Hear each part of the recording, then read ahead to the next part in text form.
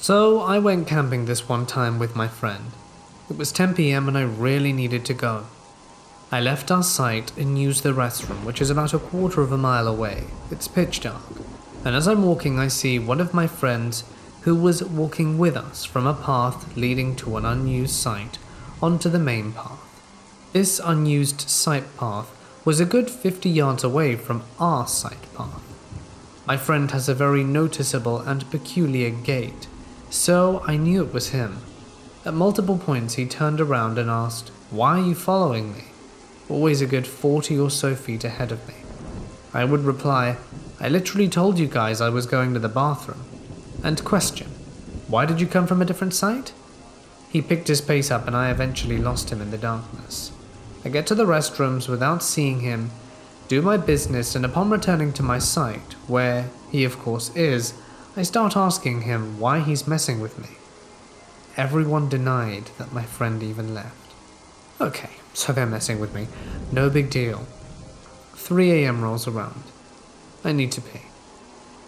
No need to walk to the restrooms this time. I just walk off into the woods. And as I walk back after I take a leak, I hear the distinct sound of a tent zipper opening. In the darkness I can tell it's my friend. Then I can barely see but definitely hear him zip it back up. As I get closer to the tents I see him more clearly and he walks a bit, goes to light a cigarette and I can see his face in the flint strikes of the lighter. And even clearer still when he manages to catch it. He lights his cigarette, takes a puff and says, "Can you hear me?" "Yeah, I can hear you, what's up?" He then repeats himself, "Can you hear me?" "Yeah, are you trying to wake everyone up, dude?" He shakes his head at me, then turns around and walks towards the cars, maybe 30 feet away from him. I'm thinking he's messing with me again. I gotta follow but lose him behind a car. I turn the corner and he's nowhere to be seen. I'm annoyed. He thinks he's so funny. So I go back to his tent, which is still closed, and I can still hear him faintly snoring inside. I don't know what I saw, but it looked exactly and sounded exactly and walked exactly like my friend. I was slightly inebriated, but not enough to hallucinate. He denies he ever left his tent, or went through the woods ahead of me. My family is Russian. Both my parents are from Siberia in the northern part of Russia, and were born in a city called Omsk.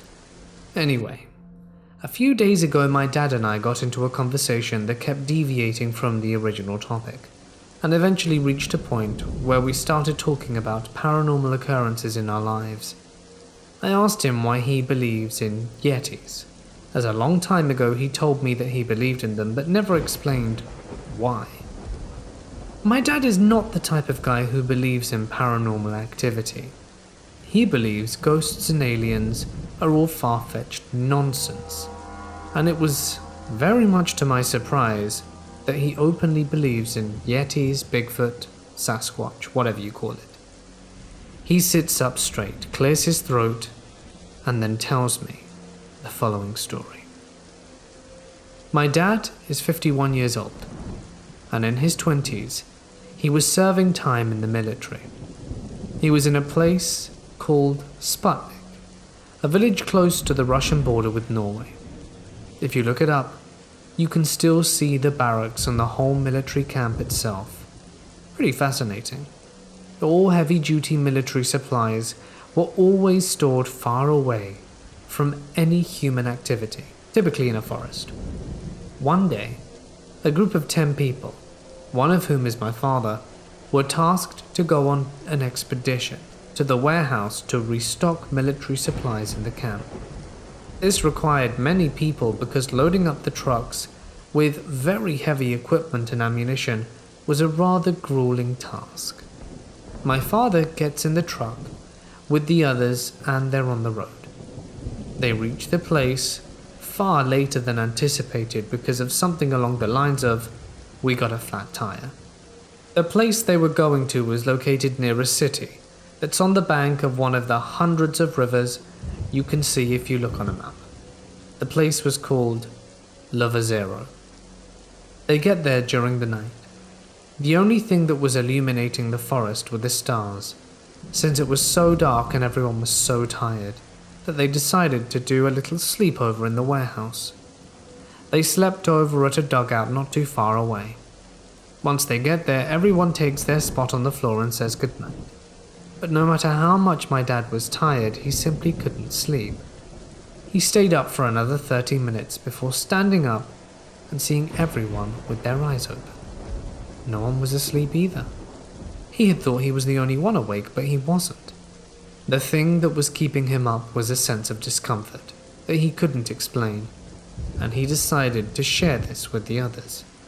Everyone nods and says that they were all experiencing the exact same thing, and that it wouldn't let them rest peacefully.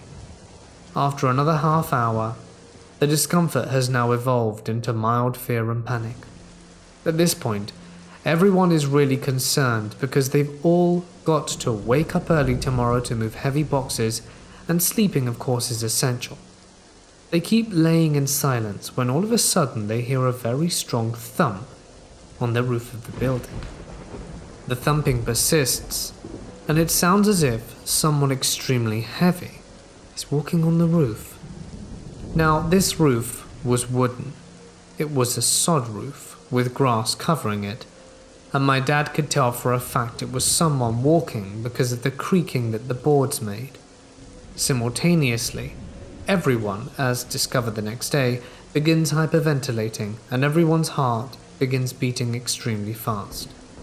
The thumping this creature was making was so loud it resonated in my dad's ears, and he felt his inside shake. One of the guys passed out. At a certain point, the creature descends from the roof and starts walking around the dugout, and one of the guys that was proud enough to open his eyes looked around and said that the creature was peeking in, but since it was dark he could only see a silhouette. Eventually, what it was that caused all of this left, and everyone tried to go back to sleep. The next day, one of my dad's buddies asked a passing local about this phenomenon, and he said it was completely in the ordinary, and even gave it a specific name, which, unfortunately, my dad does not remember. Also, consider the fact that this all happened during the times of the Soviet Union. As you may or may not know, the Soviet Union was a complete atheist state. No cults, no belief in spirits, no religion. And people who believed in that sort of stuff were frowned upon. My father and the 9 other soldiers are ideologically packed elite troops. And honestly, hearing this from him sounded crazy. And I know for a fact it was real.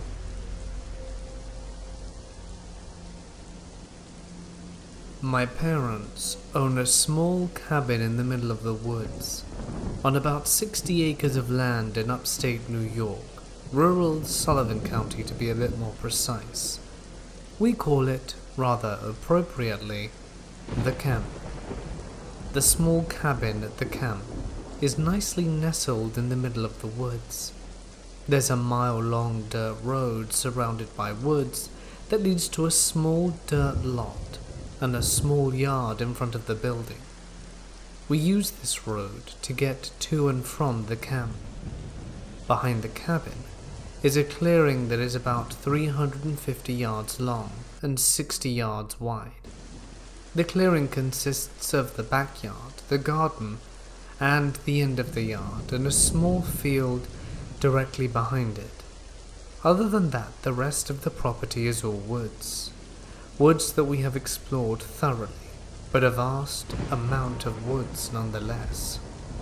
The cabin is made up of only 2 rooms, with one room used as the bedroom and the other used as the living area. There is only one inside wall within the cabin, and its simple purpose is to divide the 2 rooms. Other than that, the 2 rooms are completely open. The cabin had simple furnishings. In the bedroom there was a bunk bed, a sofa couch, and in the living area there was a love seat, a sofa couch, a wooden stove, 2 dressers, a coffee table, a rocking chair, and a small TV. That's it. No kitchen, no bathroom. We used a gas-powered generator to run the few lights and outlets within the cabin, as well as the TV. We had a VCR hooked up to the TV and would occasionally watch movies on VHS or DVD. For those concerned about the bathroom situation, there was an outhouse about 30 yards from the cabin. To cook, we either used the wood stove inside the cabin or the propane grill on the small porch overlooking the backyard. The cabin has multiple windows. There is a fair-sized window that allows us to view the front yard. Another fair-sized window on the side of the building that gives us a view of the woods, and a large picture window at the rear end of the cabin that gives us a view of the backyard, garden, and field. These windows are all in the living area. There are 2 small windows in the other room of the cabin, but they are not relevant. Myself, my younger brother by about 3 years, and my mother and father spent just about every weekend at the camp when we were younger. Simply put, we grew up in the woods and were certainly no strangers to the outdoors. With that being said, I've had my fair share of experiences, most of which had logical explanations. However, the event you're about to hear stands out, because to this day, not one of us can explain it. This took place in summer of 2008. I was 9 years old at the time. It was a perfectly normal Saturday in June. My brother and I carried out a normal routine of riding 4-wheelers, playing outside, catching frogs and salamanders. Nothing out of the ordinary throughout the day, as you would expect. Towards the evening, it started getting a bit chilly. So my brother and I decided to call it a day and head inside the cabin for the night.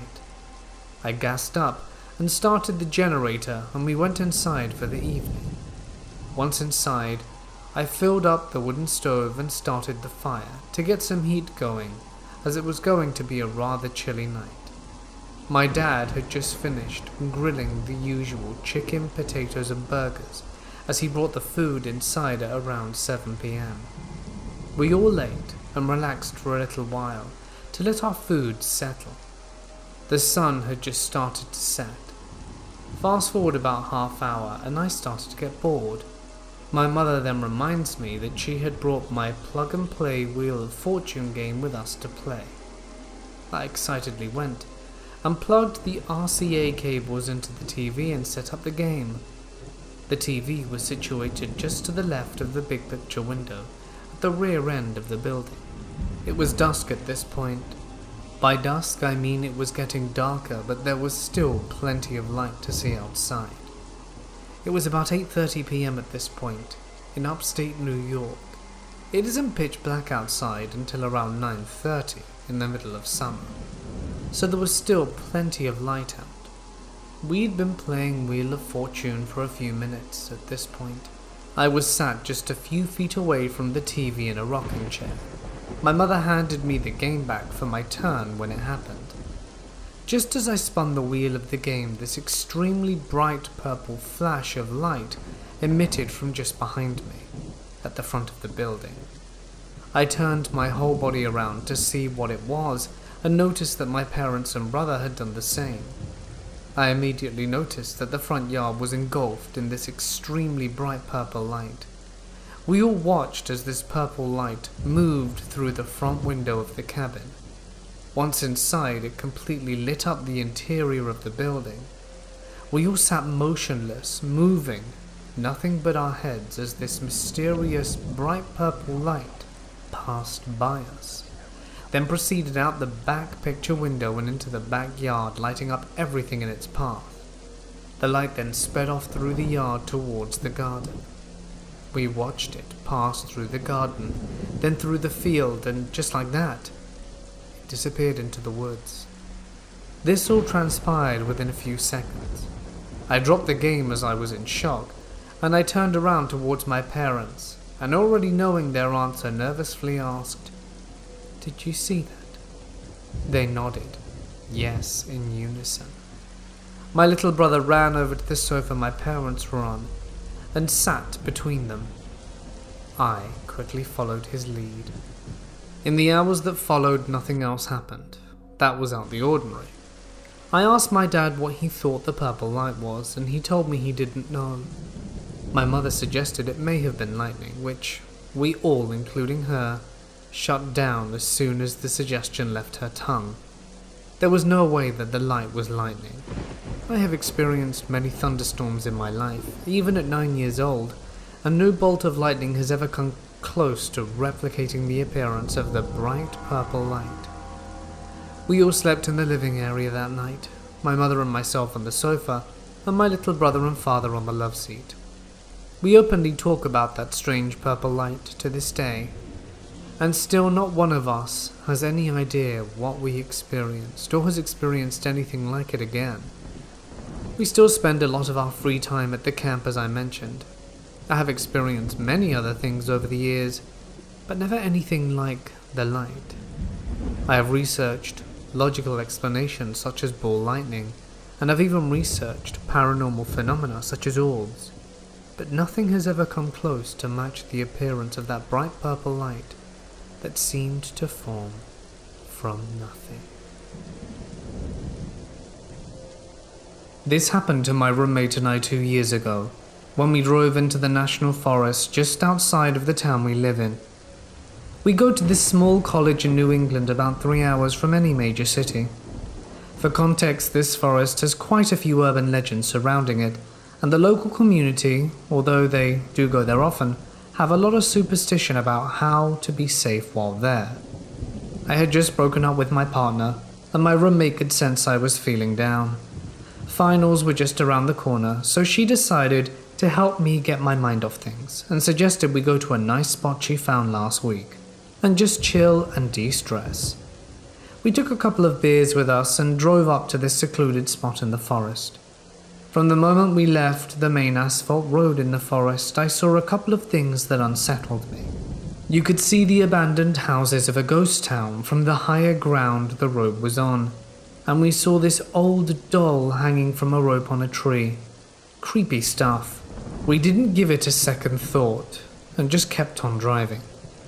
We got to a clearing and parked our cars behind some trees, hopped open the back of our SUV, and started just talking and playing music. About 10 minutes later, 2 cars appeared from the road and parked in the clearing. My friend didn't pay them any attention. Instead, she kept talking, but as I was facing them from where I was sat, I couldn't stop seeing what they did.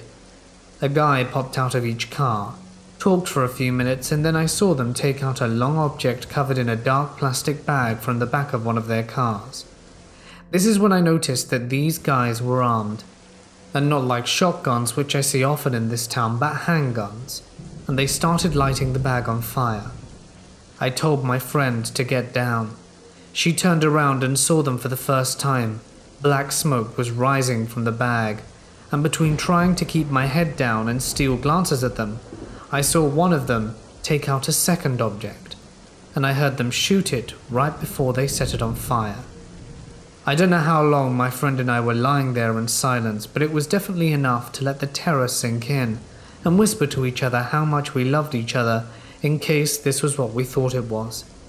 At some point I looked up and saw they were pointing at our car and saw them walking into the woods, maybe trying to follow our tracks or trying to look for us.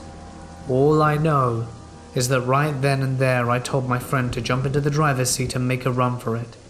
I shut the back door, and between that and the car starting up, the guys heard it and started running towards us, then ran towards one of their cars and hopped in.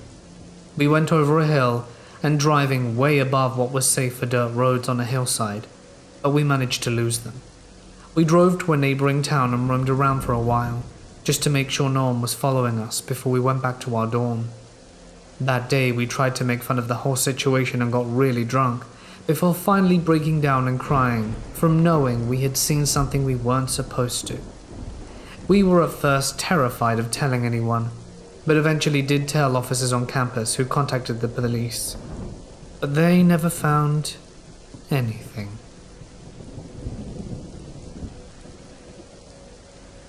The summer after my second year in high school, I went up to the Pike National Forest in Colorado for a summer field biology camp. It was pretty cool because I had never been camping prior. I had a small 2-man tent that I shared with my buddy from school. We had met this kid at camp and instantly became really good friends. His parents were loaded, and his tent, which was about 10 feet from ours, was huge, like a 10-person tent. The night before this incident, a huge windstorm blew through the valley and absolutely annihilated his huge tent. Mine was fine, it was low to the ground.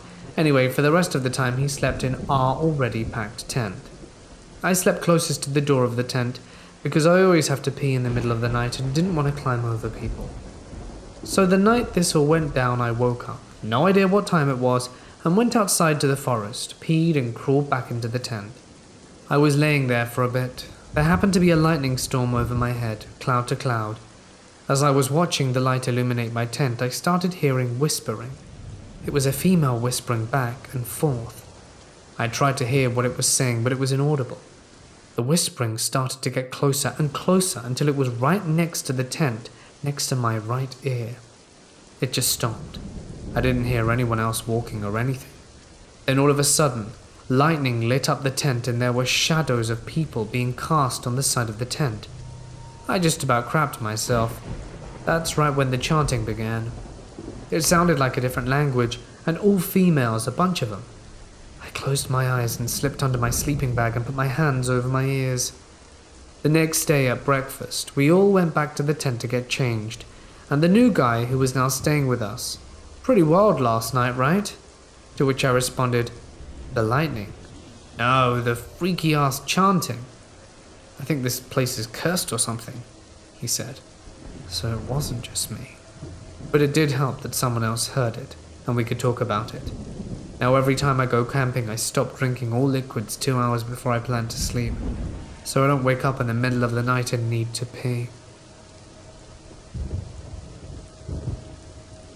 This event happened to me around last summer, and it was probably the scariest story in my life, and I wanted to share it with you.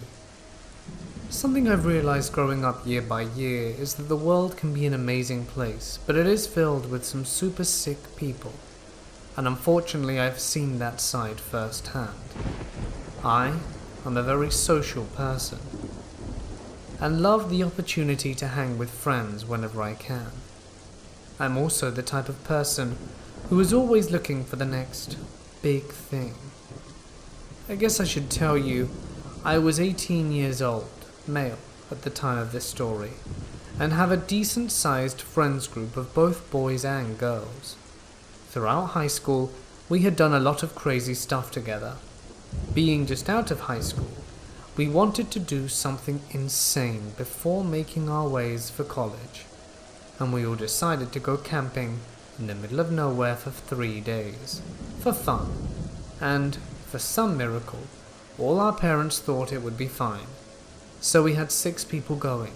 Me, my girlfriend Stephanie, my friend Brandon and his girlfriend Kaylee, and Stephen and his girlfriend Sarah. We had decided to have 3 different tents for each couple. The reason you could probably guess. Being a former Boy Scout, I was aware on everything we needed to survive for the 3 days. Food, water, and other essential supplies. Being the rebellious teenagers we were, we also stocked up on plenty of booze, as well as a bit of the green stuff for our fun getaway. So mid-July, we departed for our camping vacation.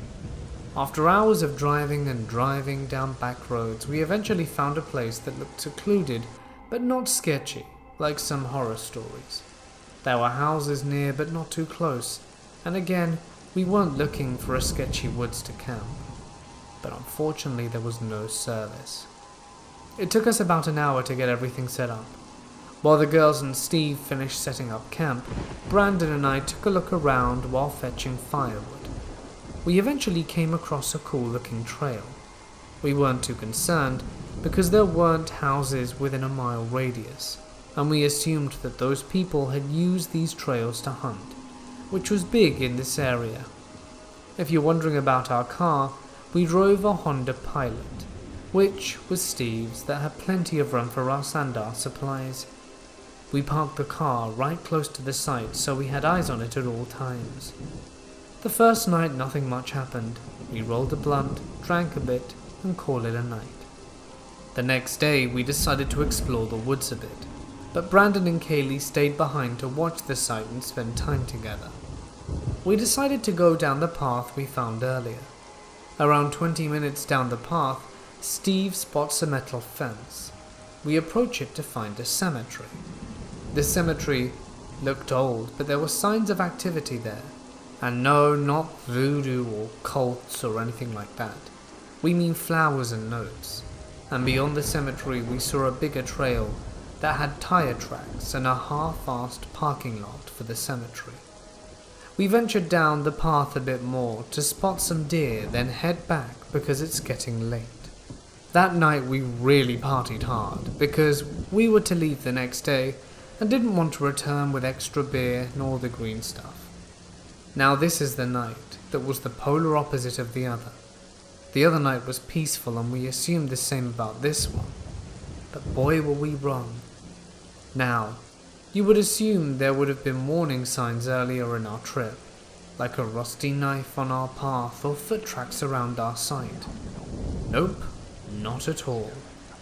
All of us woke up to a blood-curdling scream coming from Steve and Sarah's tent. We all heard the fabric being ripped by what we assumed to be something sharp. I guess Steve hit the guy really hard with his flashlight and was able to get both him and Sarah to the car. Now, here's the issue. Steve's tent is closest to the car, while the other two tents are closer to the trail. So to get to Steve's car, we had to get past whatever attacked Steve and Sarah. Luckily, all our drunken selves were gone before getting into his car as he yelled cemetery, and it clicked in my head. The trail on the other side of the cemetery. So I quickly grabbed Brendan, Kaylee and Stephanie and start running to the trail. I used my phone flashlight to help me see. You might think why you would turn on your flashlight. Well, the last thing I wanted to do was to miss the cemetery and be lost in the woods with the guy who attacked Steve. Well, by the time we get to the trail, Steve and Sarah had gotten the hell out of there from the site, and we could hear the guy chasing us from several yards behind. We were able to find the cemetery rather easily. I hopped the fence first, and when we all get over we notice Steve has not arrived yet, so we all hid in the cemetery. Luckily, to our advantage, it was pitch black by the time I turned my flashlight off, and we all hid in complete silence. My heart dropped when I heard the metallic shaking as if someone was climbing over the fence. The guy had tracked us down, probably due to the fact that Steve had yelled cemetery. We all stayed still as we heard the ground crunch as the guy took slow steps. When in fight or flight mode, you're capable of a lot more than you would think. Your brain puts on some high power alert stuff. The guy approached, and I realized I had my small Swiss Army knife in my pocket. As the guy's steps grew closer to me, when he was right about on top of me, I grabbed my utility knife and stuck it behind his leg. The guy tumbled to the ground with a shriek of pain and a metallic sound as he dropped his weapon. As soon as the pair of headlights came around the corner, Steve had made it, and we all ran to the car. While I got up, the light gave me a glimpse of the guy. He was tall, bulky, and had the look of pure hatred in his eye as he clutched the back of his knee, and by his side, a huge machete. I was the last one to get in the car, and before I fully closed the door, we floored it out of there. The girls were bawling their eyes out. We drove until the first house, where we politely knocked and asked for directions to a motel. It was a friendly old couple, and they told us there wasn't one for miles. They took us in and gave us warm food and a place to rest for the remainder of the night. In the morning, the man brought his hunting rifle with us to retrieve our stuff from our campsite. When we got there was nothing stolen, but all our tents were slashed up. The elderly woman called and made a report while we were gone, and when we got back to their home, the officers were there, and we gave them our statements. The officers said there was enough evidence to find the guy, but they promised to search. We headed home later that day. No one said a word on the way home. We were all processing what really happened. The police sadly never found the guy. College split us up a bit, but we barely talk about it as a group since it's been a while. My advice for you all: find yourself a populated place to camp. I don't care if it's some Yogi Bear camp. Be in reach of help and the police. Stay safe, guys. Please. I have some friends near Shiprock that are big into researching about Bigfoot and skinwalkers. They've been featured in shows like Finding Bigfoot, Coast to Coast AM, and countless podcasts that speak about the paranormal, and on several History Channel programs. These people are the real deal.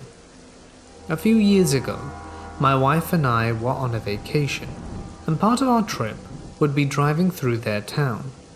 Taking advantage of this opportunity, we decided to spend a few nights out there and hang out with them. We met up, went to dinner, and talked about our personal paranormal experiences and recent Bigfoot or skinwalker sightings.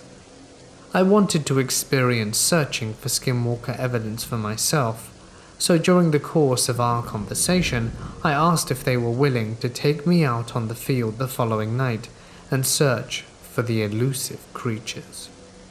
Being that most of them are Native American, they were very hesitant, and only one of them agreed to it.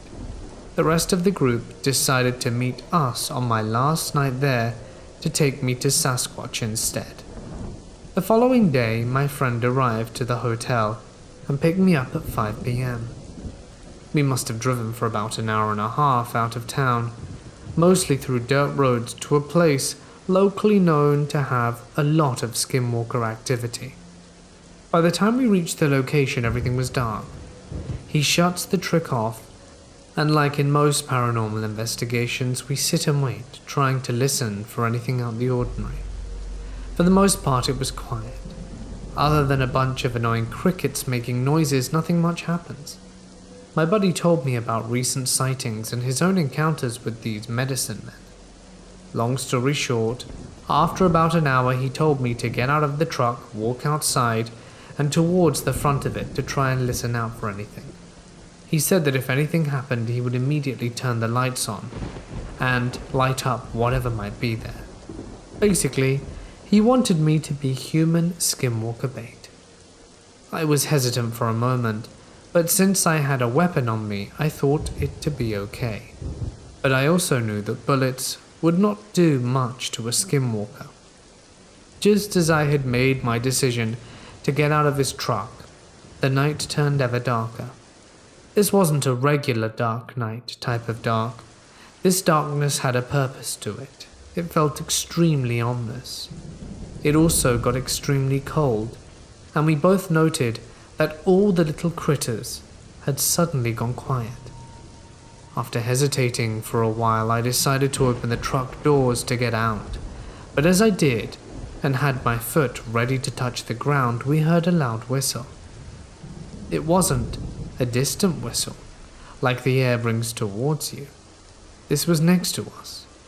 It sounded like it was inside the cab of a truck. Obviously, I thought someone had snuck up on us or that my buddy was trying to mess with me. But when I looked at him, he had turned white. The expression on his face had totally changed, seeing that he was afraid. That naturally put me on high alert. I tried to snap him out of it, but he seemed frozen in place. The whistling continued for a few times, and I was screaming at my friend at this point. Eventually he came to his senses and began to react to what was happening around us. He then immediately turned his truck on. We grabbed our flashlight and looked all over the place to see what the hell was out there, but of course we found no one. Feeling nervous, and him being native, we decided to leave the place right away. The next day, him and a few other friends picked me up again and took me out at night to search for Bigfoot, near Shipwalk Mountain. While investigating, we found what's known in the field as a Bigfoot nest. Inside the nest were tons of dried out eaten animals, carcasses and bones, mostly deer.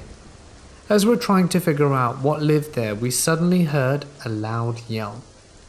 It wasn't a coyote or mountain lion type of yelp.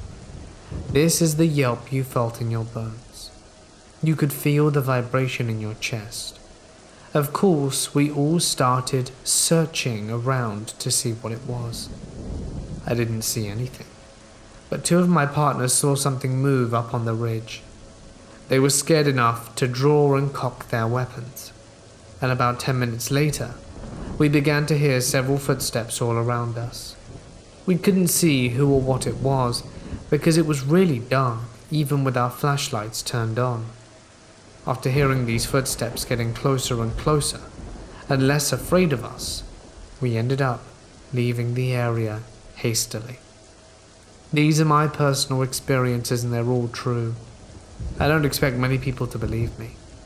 My late friend, JC Johnson, and I talked many times about what happened. I'm still in contact with everyone who took me out on those nights. I still go out to the field here in Nevada, trying to see if I can catch anything.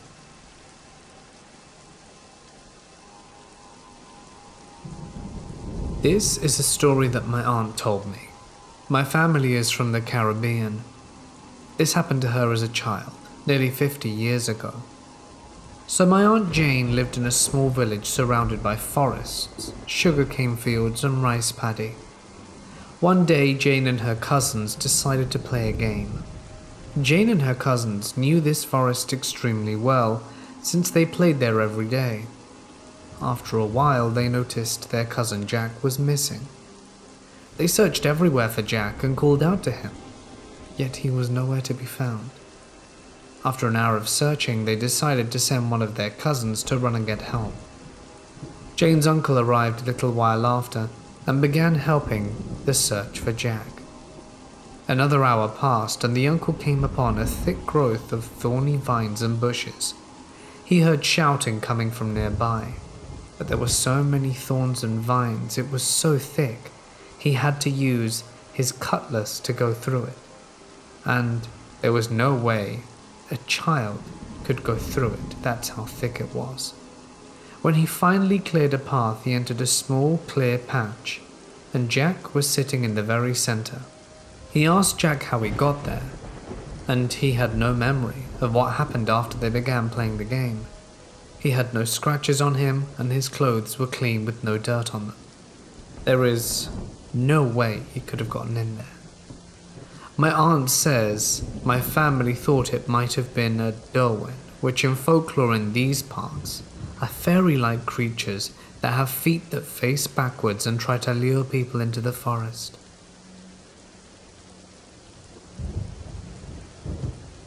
This story was told to me by my cousin. We were swapping spooky stories at my uncle's cabin when he told me this one. He and two friends decided to take off for the weekend and go camping. They grabbed their gear, food and camper van and drove out to the mountain range. They checked the forecast beforehand and it said sunny, with no precipitation for the duration of the weekend. It's mid-July. As they're setting up camp, Dave says he's going to eat some magic mushrooms and go for a vision quest. The other two laugh at it and tell him to be careful and not to wander too far. A few hours pass and Dave is yet to return. As it's starting to get dark, he emerges from the bushes with a puzzled look on his face.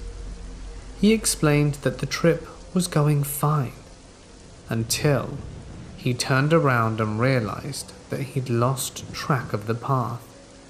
He stumbled around the forest for what seemed an eternity, in a thought loop. It wasn't until he stumbled and fell that he realized he was going in the opposite direction of the camp, so he turned around and doubled back. As evening sets in, the crew is getting ready to call it a night, when it starts to snow. Then it starts to really snow, blizzard even. They pack everything in the van and decide to leave the next day. Around 1 or 2 in the morning, Jake, my cousin, wakes up covered in goosebumps. He climbs out of his bed and wanders around the van, first checking to make sure it's locked, and it is. He turns and tries to look out the window, and it's completely frosted over. As he's trying to make anything out at all, a feeling comes over him like there's something bad, or something looking directly back at him from outside. He dismisses it and goes back to bed. The next morning they awake to snow still coming down. Jake, still thinking about last night, and walks around to the window as he felt uneasy. To his horror, there are bipedal tracks leading up to the van window, but none leading away. He runs and tells his friends, and they agree to get out of there. They get to the nearest gas station, which is still very remote, and their van breaks down. As they're trying to figure out what to do, this fella drives up to the pump and says, "We haven't seen weather like this for 20 years. You boys be careful out there, something's not right." Then he drives away. Out of nowhere, this large, dark red van pulls up directly in front of them, and the drunk driver says, "Hurry up, get in, I'll take you to the nearest town." With a little hesitation, they get inside. As they drive, he starts going faster and faster until they reach speeds not recommended for winter. Sure that they're gonna perish at this, ghost white and speechless they ride. He gets them to the nearest town, opens the doors and says, "Hurry up, get out." They oblige, and before they can even thank him, he does a U-turn and goes back in the same direction he came in. They later found out the first man they spoke to at the gas station drove a few kilometers and only met his demise via head collision in the storm. It's a crazy world we live in. It's an interesting story. It comes from a very honest person too. He wouldn't exaggerate the details. Let me know what you think. Do you think there was something pulling strings? I'm also intrigued by the guy who drove them out there. Very mysterious. This would have been somewhere near Jasper National Park in Canada.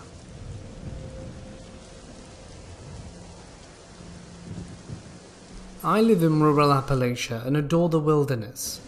I often invite friends to come out and camp with me. One, because I enjoy sharing the wilderness with people close to me, and two, because there's a creature that lives in my woods. A couple of years ago, maybe 4 or 5, my aunt bought a small cabin from the Amish and placed it there. She intended it to be used as a playhouse for my younger cousin, but my cousin never enjoyed it and could never stay a full night there. The weekend off of school came around, and I called out my friend to see if he'd like to stay in the woods with me for the weekend. He agreed and had his mum bring him out. We started walking and made it not even halfway to our destination when he asked if we could just stay in the new cabin for a night or two, because the weather said it was going to storm anyway. So we walked back to the top of the hill so that I could text my aunt, and she gave me the okay. It was starting to get dark, so we went ahead and settled down completely in the cabin and started eating what was supposed to be camping rations. We spoke for hours until we looked out the window and noticed it was getting dark and the rain was coming out. We decided it was best to lay down and get to sleep. He passed out almost instantly, leaving me alone in pitch darkness listening to the sound of heavy rain hitting the tin roof. I didn't even realize I fell asleep until I heard a loud knocking and rattling on the door and figured my buddy went out to pee or something. The door had a large window, and I could clearly see someone standing there. I was dreading having to crawl out the blankets into the slightly moist, cold air to let him in after he somehow locked himself out. So I rolled over to prepare to stand up, and I was facing his bed, which I couldn't really make out a shape 100% from, but as I forced my eyes I could tell he was still in it. I froze and was in pure terror for what seemed like at least an hour, when I heard the thing at the door make a sound akin to clearing its throat and running into the woods. I waited at least 20 minutes before asking my friend if he was awake, and he immediately said, "Yeah." "Did you see that thing and hear it too?" I asked. "Yeah," he said. "Were you awake when it was whispering?" "No," I replied. We lay there too scared to move or make a sound above a whisper for hours. I would start drifting off and almost immediately would start hearing something tap on the windows, but I would try my best to ignore it. even when I could clearly hear something rubbing its finger on the edge of the tin roof on my side of the cabin. Morning came, and I felt like death. My body didn't feel as bad and apparently thought the figure was a dream. But he quickly realized that it couldn't be, the more details that I brought up. We packed up and started to make our way back to my house. Halfway up the hill to my house, I realized the scariest part of everything the night had to offer was that we never locked the door. The rest of the way up my hill was spent with me constantly looking over my shoulder down at the cabin. To this day, I haven't spent another night in it or gave it a glance for longer than 2 seconds on my way to the woods.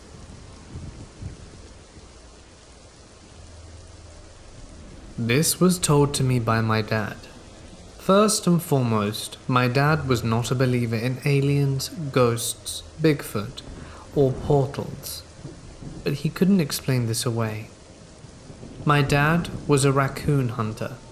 He owned several dogs and had many friends that also hunted with him. This happened in the 60s. He said one night him and a buddy of his took their dogs on a late night run. There was a small conservation area about 5 miles from our house with picnic tables and primitive campsites. A natural spring runs through the area and it's just a beautiful place. He said they let their dogs out and were sitting on the tailgate of the truck listening to them run. He said that they managed to get a raccoon in a tree and hid. Him and his buddy walked to where they were. The dogs were highly trained to stay at the tree and not leave until he arrived. He said the dogs got leashed up and were waiting for the truck when the dogs started whining and whimpering, acting completely out of character. His big male hound cowered down and took off, breaking the hold my dad had on him. He said they heard a noise like nothing either of them had ever heard before. Mind you, these 2 men had been in the Missouri woods all their lives. He said it was a growing noise and they could hear footsteps circling them. They both had headlights on and both of them tried to see whatever it was, but kept it out the light. He said it started chattering like to itself. He took out a firearm, one that he carries, and shot it into the air a few times, and the stalking and chattering just stopped. He then said they took the dogs and quickly made their way back to the truck. My dad's old male dog was there waiting for them. He said the dogs were acting so strangely, cowering and trembling. They got their dogs loaded up, and when they checked the time, over 2 hours were missing. He said the tree the dogs were at weren't very far from the truck, so walking to them, getting the dogs and back to the truck would have been at least half hour at most. He said they never discussed it with anyone but each other. He didn't tell me until I was grown. After he passed, I asked my mum if he told her, and she said the night it happened, and he was scared. My dad was never scared of anything, but that he couldn't explain. He was pale just telling me the story. He said they were stalked by something with heavy footsteps that chattered to itself. This was in the summer, late at night.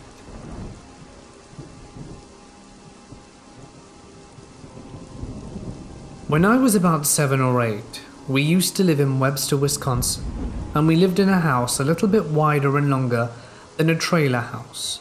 No upstairs, just the base floor and basement. It was a beautiful house with a big area that was just woods. One day my cousin was supposed to be watching my 2 sisters and I, and he said we could all go play outside as long as we stayed within his sight.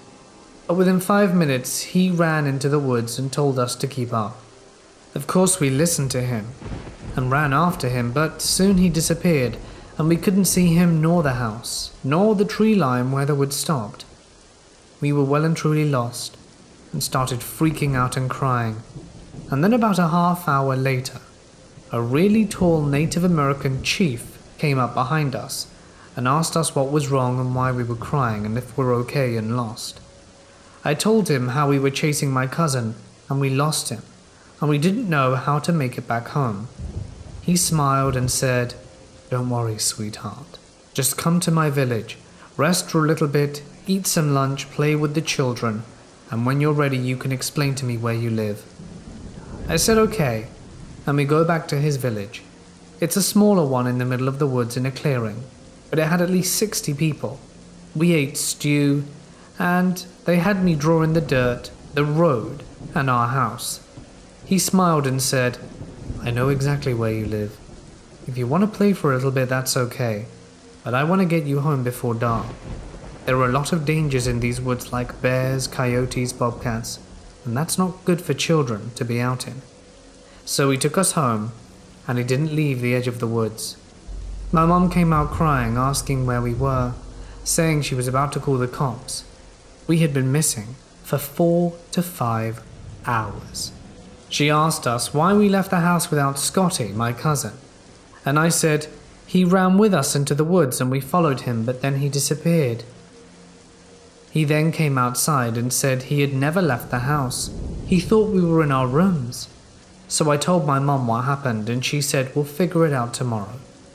The next day we went and followed our footprints and found the village, or what used to be the village.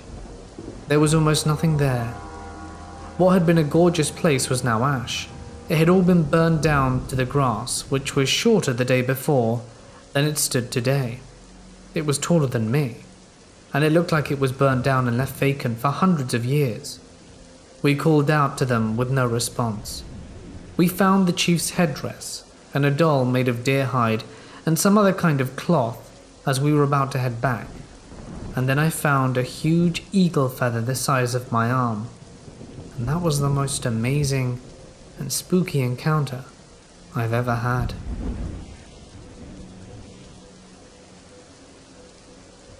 Midsummer's Eve about 10 years ago.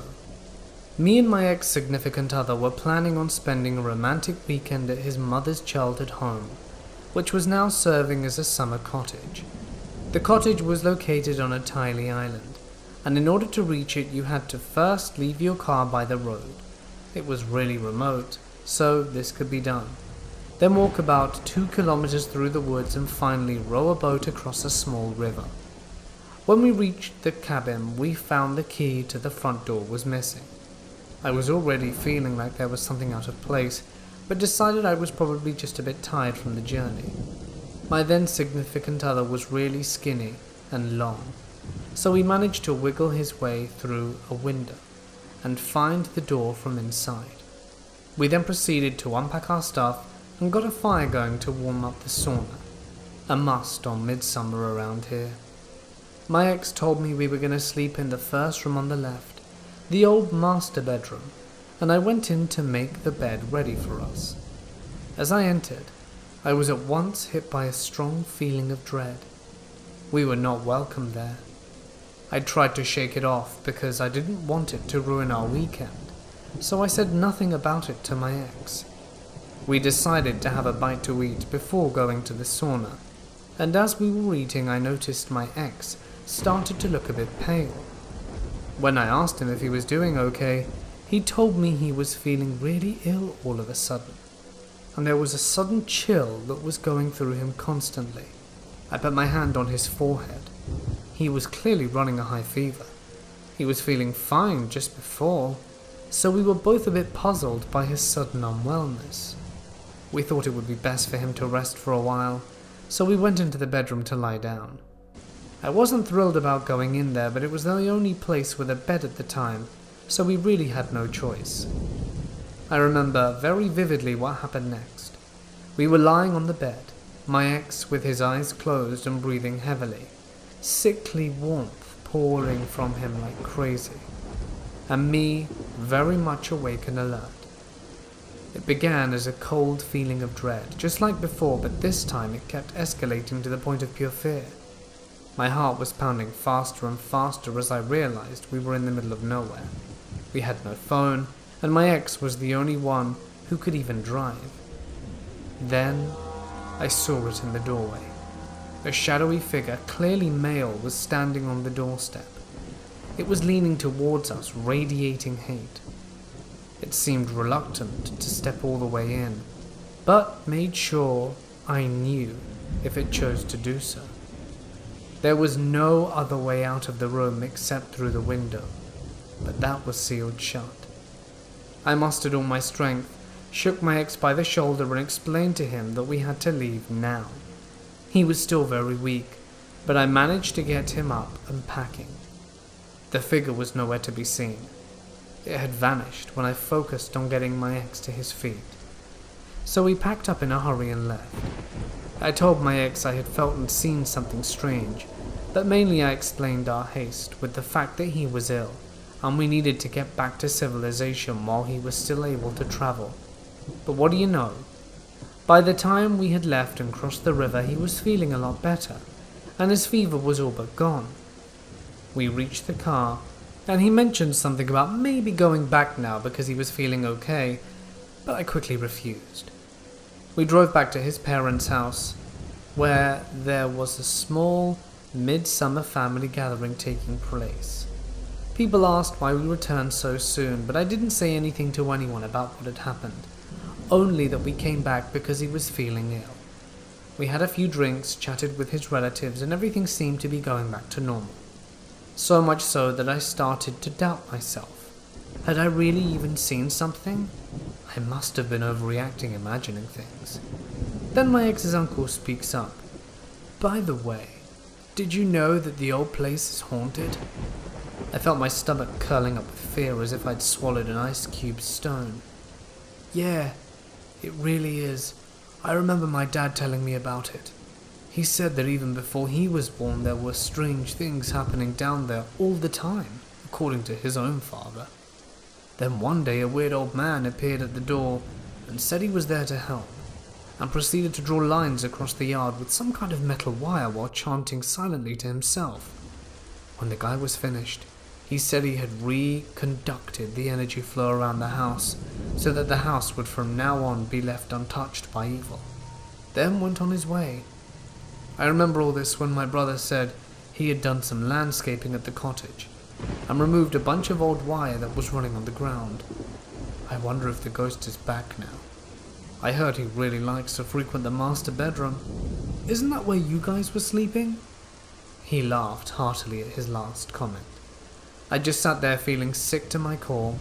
I didn't dare to ask more details about this claimed entity, why it was thought to be there, or what it had previously done to make itself known, but couldn't stop wondering what would have happened had we not left.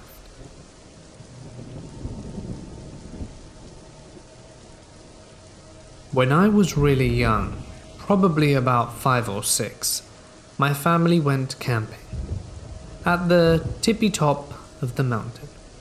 You really couldn't get higher on said mountain. There was a lake and we were camping next to it. So of course my family was fishing. My dad and my mum, my uncle and I were on the shore trying to get some fish. Across the shore on the other side of the small lake, my dad had noticed a huge brown and black humanoid figure, just standing still and facing right at us. It had to have been at least 8 feet tall, maybe even taller, since it was so far away. So like any human would naturally do, my dad tried yelling at it, since he had thought it was a prank of some sorts.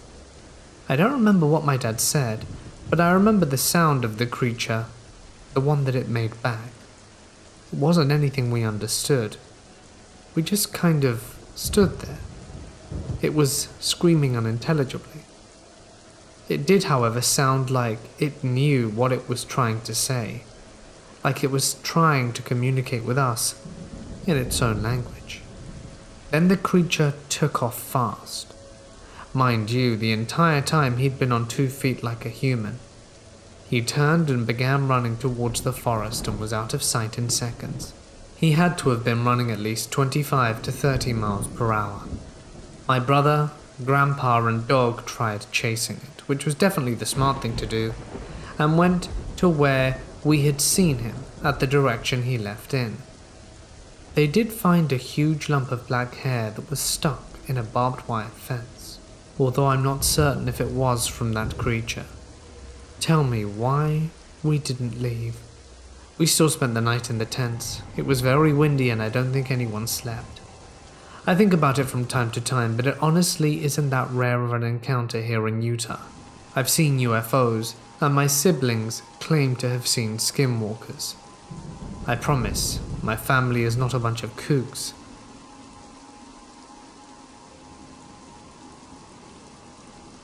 Earlier in the year, I went on a long road trip across the states, mainly visiting the national parks and a few cities along the way.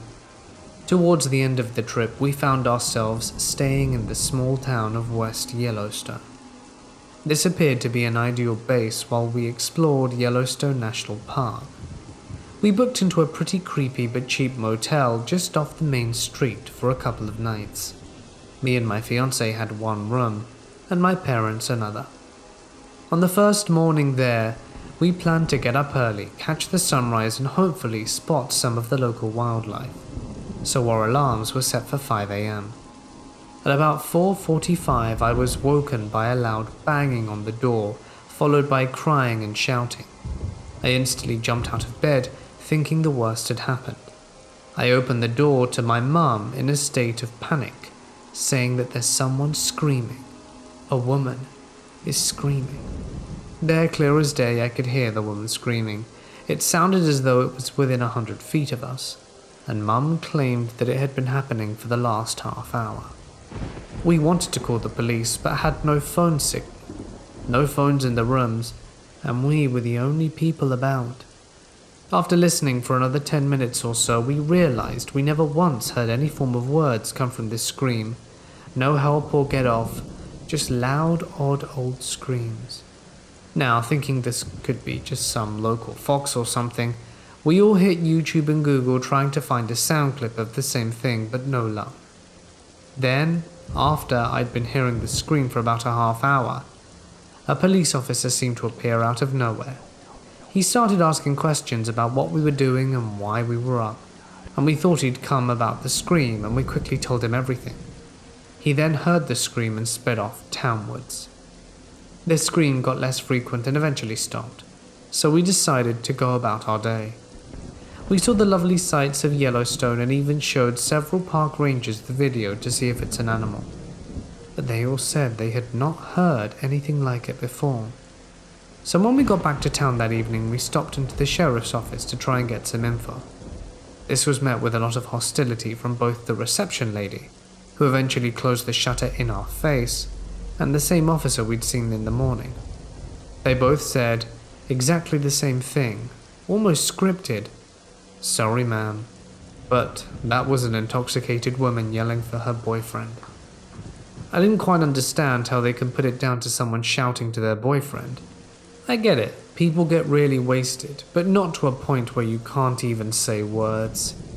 Later that night I did further research, which leads me to loads of different things, but ultimately brought me to the Native American skinwalkers.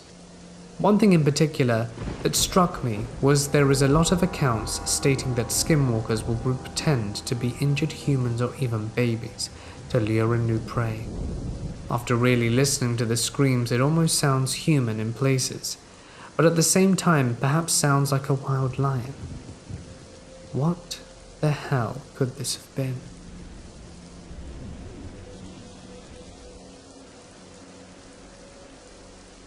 I was driving through Coconico National Forest last week, on the way to the Grand Canyon with my boyfriend.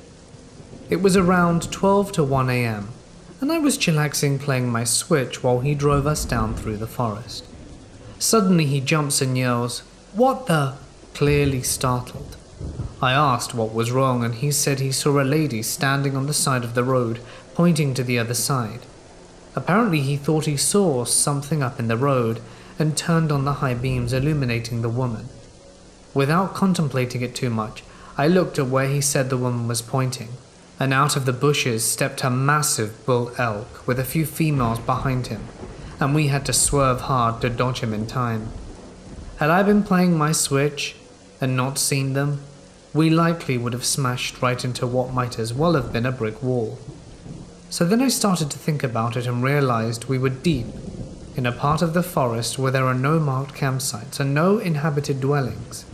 And while it's not entirely impossible to assume that someone on the road is a camper, the way she apparently just appeared out of nowhere and was deliberately pointing to where the hidden elk were, to the only car within a 30-mile radius, seemed incredibly strange and even more unlikely. What's interesting is that my boyfriend is super in touch with the paranormal. He's a bit more susceptible to energies and the like. He often feels or sees presences going about their old routines, and apparently has been seeing these things since he was small. And this isn't him doing an attention-grabby thing. He didn't tell me about his paranormal sensitivity until we had been dating for a few months, and only after the elk incident. I'm curious if it was specifically a guardian spirit for us, or just a presence that was trying to protect us as we passed.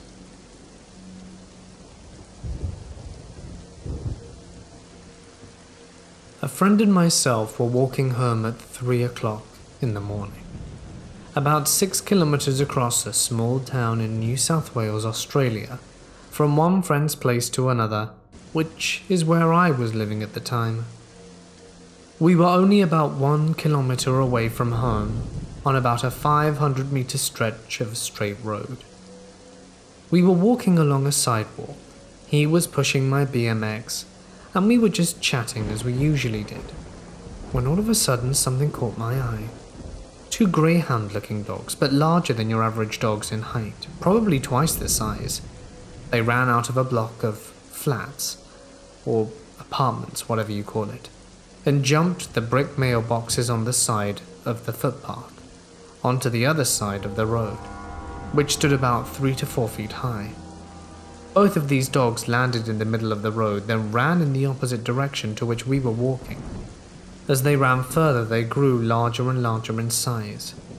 While they grew larger, they seemed to begin to stand up on their hind legs and morph into some large, muscular Bigfoot or werewolf-looking creature, and in my mind, I could not comprehend what I saw.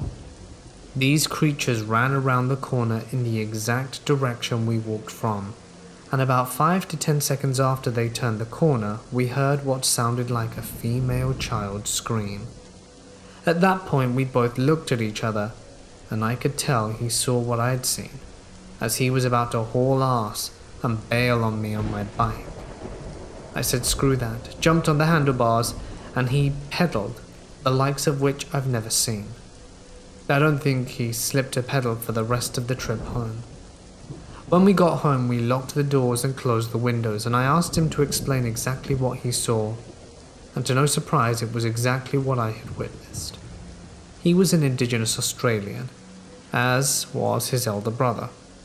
We explained the experience to him, and he said that it was probably a yowie, which I believed at the time, but this story is not typical to yowie sightings in Australia. Safe to say, this scared me to go out at night for quite a while.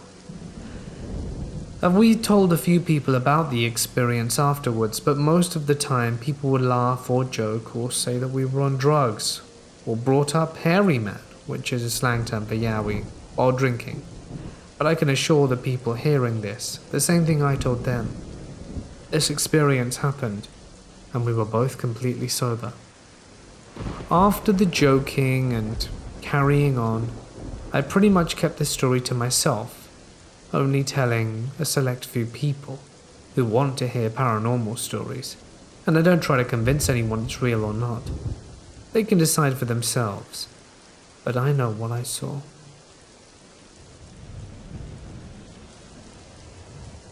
My mum's side of the family used to have a small cabin in the woods, in the Pocono Mountains, surrounded by trees. But it wasn't like a fancy cabin with a hot tub, more like a very small hunting cabin built by my late grandfather and my uncles. It had a small porch with a picnic bench, a gravel lot to park, and then maybe 15 feet away a nice-sized fire pit with a bench and a few logs around it. The driveway was a very long drive up the side of the mountain, off a very secluded highway. The house was small, but the land they owned was pretty big. We had a neighbor, but he was maybe half a mile away, maybe a bit closer. We couldn't see them through the woods and rarely heard them except for maybe some gunshots during hunting season. You could hear the occasional car on the highway, but otherwise, the house was kind of in the middle of nowhere. We used to always spend time up there when we were younger, with all our cousins. However, just me and my family would go up there every once in a while in the summer. We would go hiking and visit the local amusement park and have big bonfires and roast marshmallows and cook burgers. At night, we would walk further down the drive towards the highway, where the trees weren't as close together so that we could see the stars. Without all the light pollution, you could seriously see everything. It was a great time. Anyway, one summer I was 13. Our family of 5 took a trip up there. My family being me, my 2 older sisters, my mum and dad. And I used to be, and still am, afraid of the dark, and especially the woods. Especially the woods in the dark. So I would really only go outside if one of my siblings or a parent were with me, which they usually were. One night, we lit the bonfire and were talking and roasting marshmallows and enjoying the summer night. I was pretty tired from whatever we had done earlier that day, so I decided to join my mum inside on the couch. I ended up falling asleep in the living room.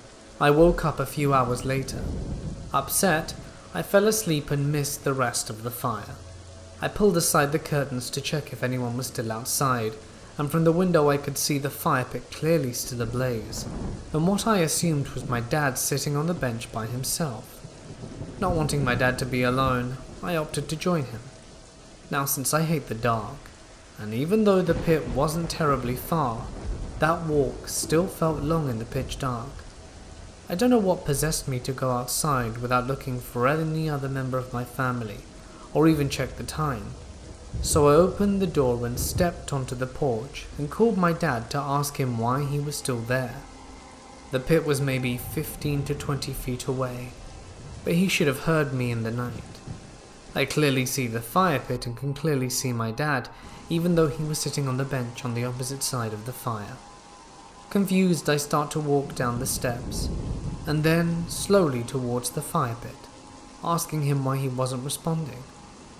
As I get closer, I keep calling him, when I realize that while I should be hearing the roar of the fire, there is absolute and complete raging silence. And then I notice that there is no one sitting by the bench anymore. At this point, I am only feet away from the fire and bench. My blood immediately turned ice cold. I whipped around and sprinted back up the house, not daring to stop or look behind me. I locked the door, ran into my dad's bedroom only to find him there under his blankets asleep. I didn't want him to wake up, to let him know how stupid I was, so I just crawled under the covers beside him and prayed to fall asleep. The next morning I told my parents what happened. My mum keeps telling me it was just a dream, but I woke up from a dream on the couch right before, and then went outside and this all happened. I used to have the same recurring dream every time I went to the cabin, and I would only have that dream when I was in the cabin. I specifically remember having this very same dream again, and then waking up on the couch. This same creepy dream is the same reason I always slept next to my dad anytime we stayed at the mountains. I never felt safe sleeping alone. That meant my mum would share a bed with my eldest sister. They both snored, so it was fine. My dad tells me it wasn't possible. One, because he always deadbolts the door before he goes to sleep, and there was no way I would have been able to push the deadbolt open without him waking up. And 2, because he always puts the fire out before bed as well, which is basic fire safety. All I know is what I saw, and that it wasn't a dream.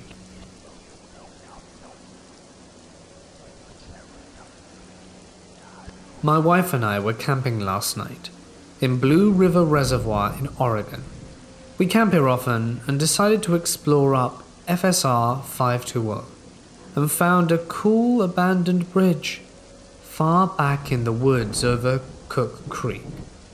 The spot was beautiful and we were set up over the river on this long abandoned bridge over the creek. If you've ever been up to Oregon woods, You know that they can give off a creepy vibe, and this was no exception. But it really was a dream campsite. Being 40 feet directly over a river, while on a bridge with limbs growing everywhere over it, isn't your everyday spot. I'll throw in the background that there was no one within at least 3 miles of us, and we had to hike a little from our car, approximately 1/10 of a mile. We explored around the area for quite a bit and didn't come across anything out of the ordinary besides a pair of shoes and a name Mona, written in ash on a rock of a firing. While we were sitting by the fire, I noticed a very bright flash of light over the river and snapped my head up but didn't see anything.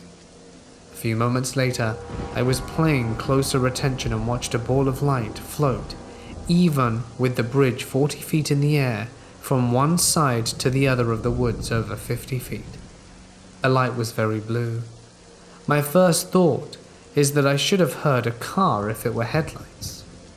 But how could a car or the lights arrive to such an isolated area? The blue light was unlike anything I'd ever seen. I mentioned it to my wife but didn't want to freak her out, so dropped the subject soon after.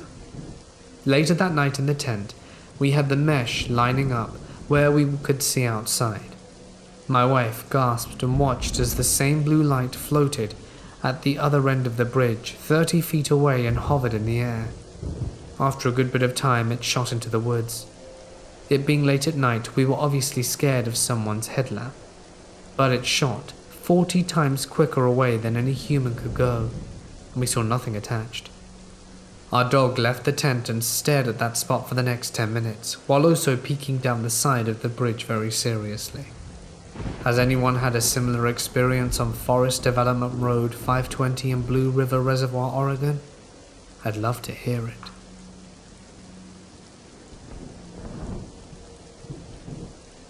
Around the Great Depression, my great-grandfather decided it would be a good idea to build a second home. Why? I have no idea. But he did. He decided upon Vermont, as it's not too far a ride from his house in Woodbridge.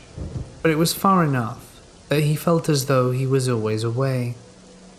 He found a plot at the end of Coham Road in South Londonderry, next to the Windall River, and over the years built himself and our family a beautiful oversized log cabin.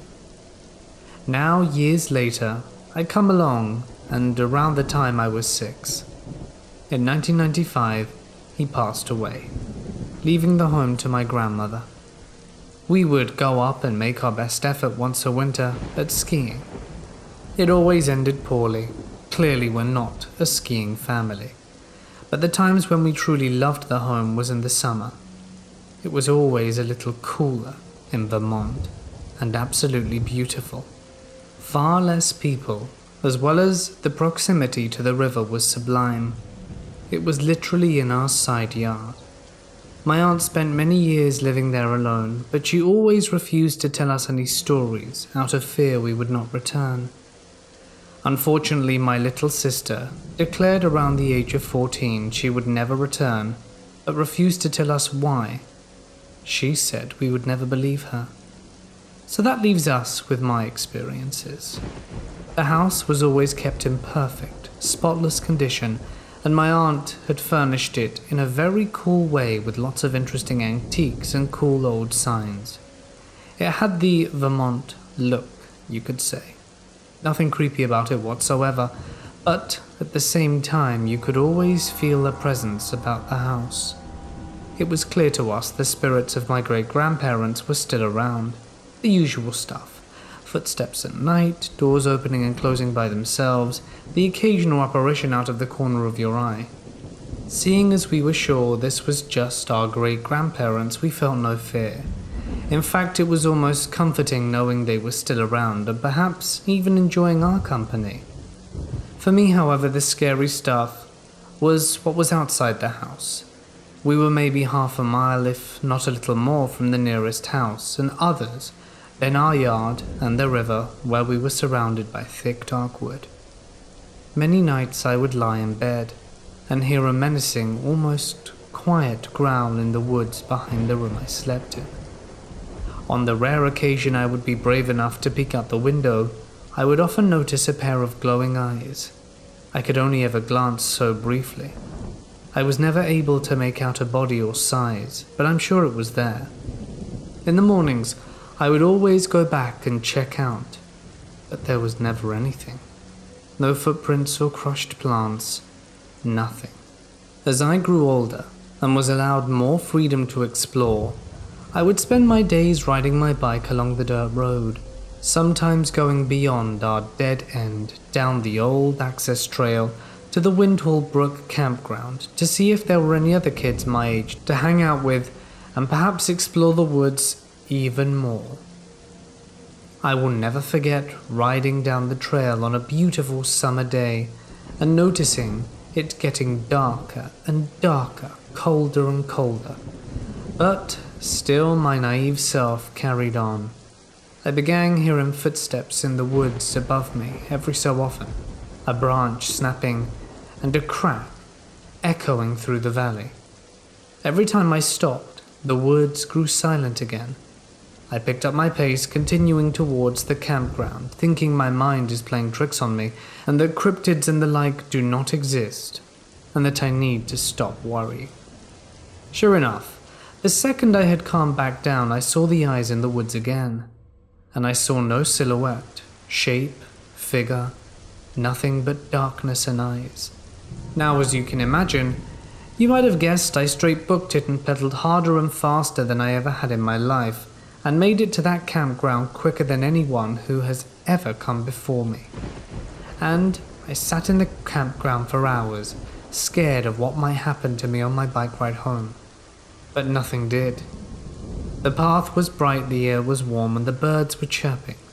Needless to say, it took a few years for me to do the ride again, and I was no fool, and made sure I wasn't alone when I did it. Now the river. The river was always interesting. It clearly had a soul. It was more than just water meandering through rocks, it had character. Over the years it had sworn perfectly smooth channels in the rocks, creating beautiful, natural and immaculate water slides. There were perfect little pools one could sit in and read books for hours on the side of as well. It was like our own little amusement park. Now, on to some of the weird stuff. It seemed like every morning there would be these towers of river rocks built on stones throughout the river. Now these stones were identical to the ones we'd see alongside our road as we'd drive to and from the house, always round the river rocks, tapering down in size with the largest at the bottom. They probably ranged in size from a foot or two in height. I always just assumed it was the locals doing Vermont stuff. Not a wild superstition, but some of them do some strange things. The river ones were strange because it required swimming and a lot more effort to make, and even if you knocked them down at sunset, they would be back up at sunrise.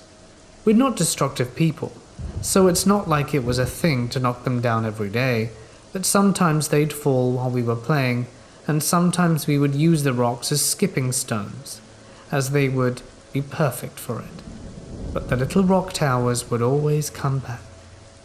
One hot and humid July day when I walked down by myself to the edge of the river, we had a rule that you weren't allowed to swim alone, as sometimes the currents could get strong, and if you really wanted to swim bad enough, it was always easy to get someone to accompany you.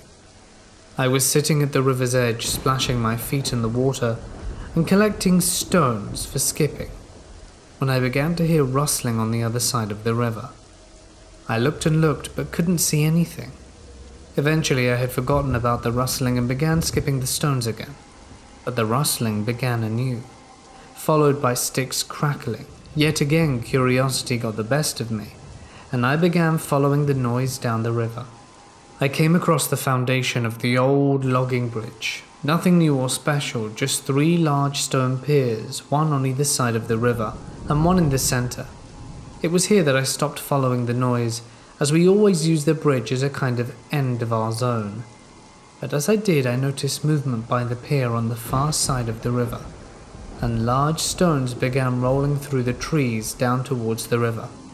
Again it began to get chilly and quiet. Nothing like the previous time on the trail. A location I was not far from, but it was like a cold wind, and if the woods had a dimmer switch and someone was slowly dimming it. I stood silently for a few minutes until I was sure whatever it was gone before trying to silently walk back towards the house. And again as I did, it warmed up and the birds began chirping, and by the time I was back, it was as if nothing had happened. As I grow older, I often wonder perhaps if the spirits of my great-grandparents had stuck behind to protect us from whatever was in those woods. There was certainly something strange going on there.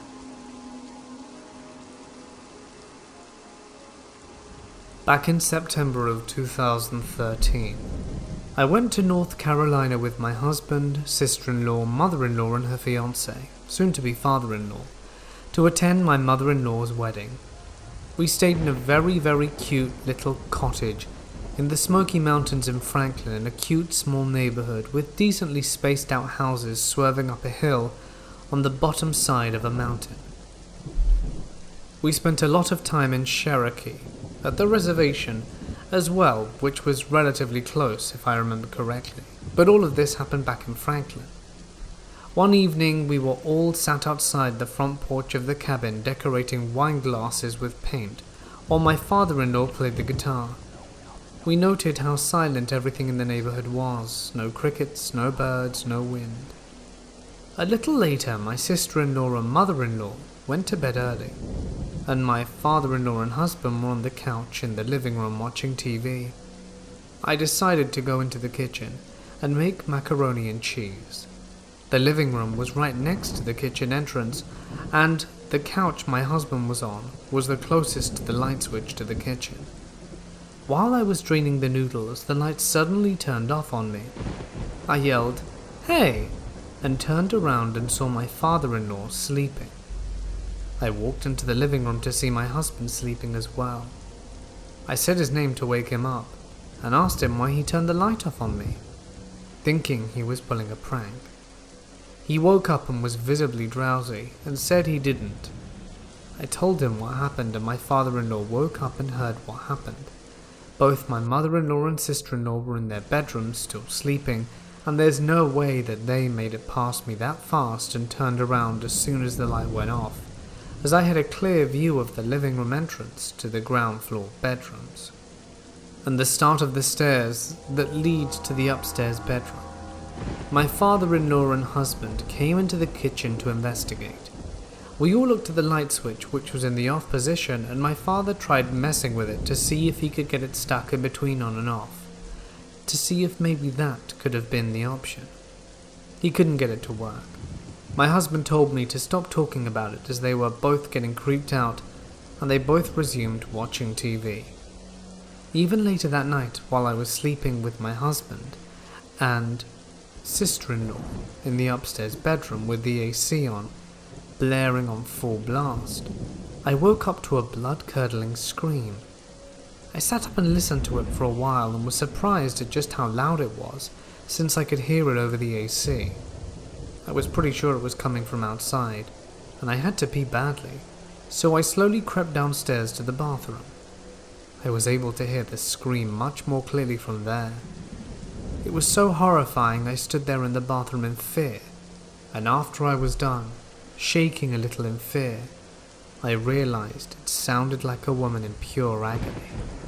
It started out high and by the end got really low, and sounded like at the end of each scream she had to put up with something being ripped from her abdomen, as if each scream physically hurt. About an hour later, it was still going on, and it was only at that point where I gained the courage to go upstairs again. I tried waking my husband, but he's a very deep sleeper, and I had a hard time getting his attention. I knew if I'd have managed to wake him up, he would give me attitude and tell me half asleep he doesn't hear anything over the AC, and to just go back to bed.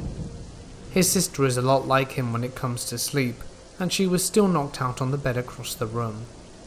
I gave up and tried to sleep it off. The bedroom we were in was in the attic. It had a door leading outside with a stairway leading down to the yard. When I was trying desperately to fall back asleep, I couldn't help but imagine a tall, skinny, lean, muscly being with very long limbs standing on the other side of the door. The image haunted me for quite a while, but I somehow managed to fall back to sleep. I don't think that I was necessarily seeing what the thing looked like. I'm just trying to express the amount of fear this thing gave me. I became far too afraid to wake anyone up to investigate whatever it was. I considered someone might be in danger, but it sounded too unreal, almost like it was something pretending to be human. For the past 6 years that happened, I've been trying to figure out what it was that I heard. I looked up YouTube videos of different animals screaming. Foxes, deer, mountain lions, you name it. Nothing was quite like what I heard. The closest thing was a mountain lion, but it would have had to have been a pretty large one on steroids, being an axe murderer or something. If anyone else has had a similar experience or is able to point me to a video with what they think it sounds like, I would appreciate it. There was a really creepy wooden figure of a duck in the living room of the cottage, but all its legs were painted red, and the red paint dripped down its unpainted legs, and its head was on backwards. It had a name tag on it that said, "My name is Melissa," and we all joked that it was trying to scare us. About 20 years ago, after I graduated high school, I used to run traps to make extra money in the wintertime. Since I was pregnant with my daughter, any sort of extra income was necessary, since trapping is frowned upon oddly. My father had always told me about the creek I trapped in as being quite strange. We would always walk the creek to collect arrowheads and look for other Shawnee relics, so he would tell me stories about the Shawnee Native American tribe and their history and folklore. It was a very special spot to us. So when I began trapping, my father would tell me to respect the wildlife. Do not litter, kill humanely, and do not kill what does not need to be. So I built a great deal of appreciation to life, which led to my career in conservation. The only reason I state these things is to build context as to why I did what I did. About once a week while walking up the creek, I would hear whistling, like a human but in random patterns, and that would be along with the smell of sulfur and rotten eggs, which my dad told me was most likely a Bigfoot or skunk ape, and sightings had occurred as long as he could remember in our area. Then one time I was scanning down the tree line with my binoculars to check to see if I had any coyotes or foxes in my traps to save me the walking time. I'd seen a fairly medium-sized tree swing dramatically a little past the tree line, so I head over there with my firearm, hoping to sneak up on a bobcat or any medium-sized animal that my .22 could end fairly quickly. About 3/4 of the way to the tree line, the swaying stopped, and I didn't see anything, but at least two of whatever it was began whistling and whooping further back in the forest. I continued to head up the creek, and it always stayed somewhat behind me, at a distance but never left. This was fairly interesting. Then one day, sadly, an oil fracking company purchased most of the land. They still gave me permission to trap, but they had a few accidents where the water got so nasty it killed just about everything. It broke my heart to see beavers, muskrats, and some raccoons floating down the creek every time I went. But after they had installed their rigs and cleared some forest, things became a little more hostile.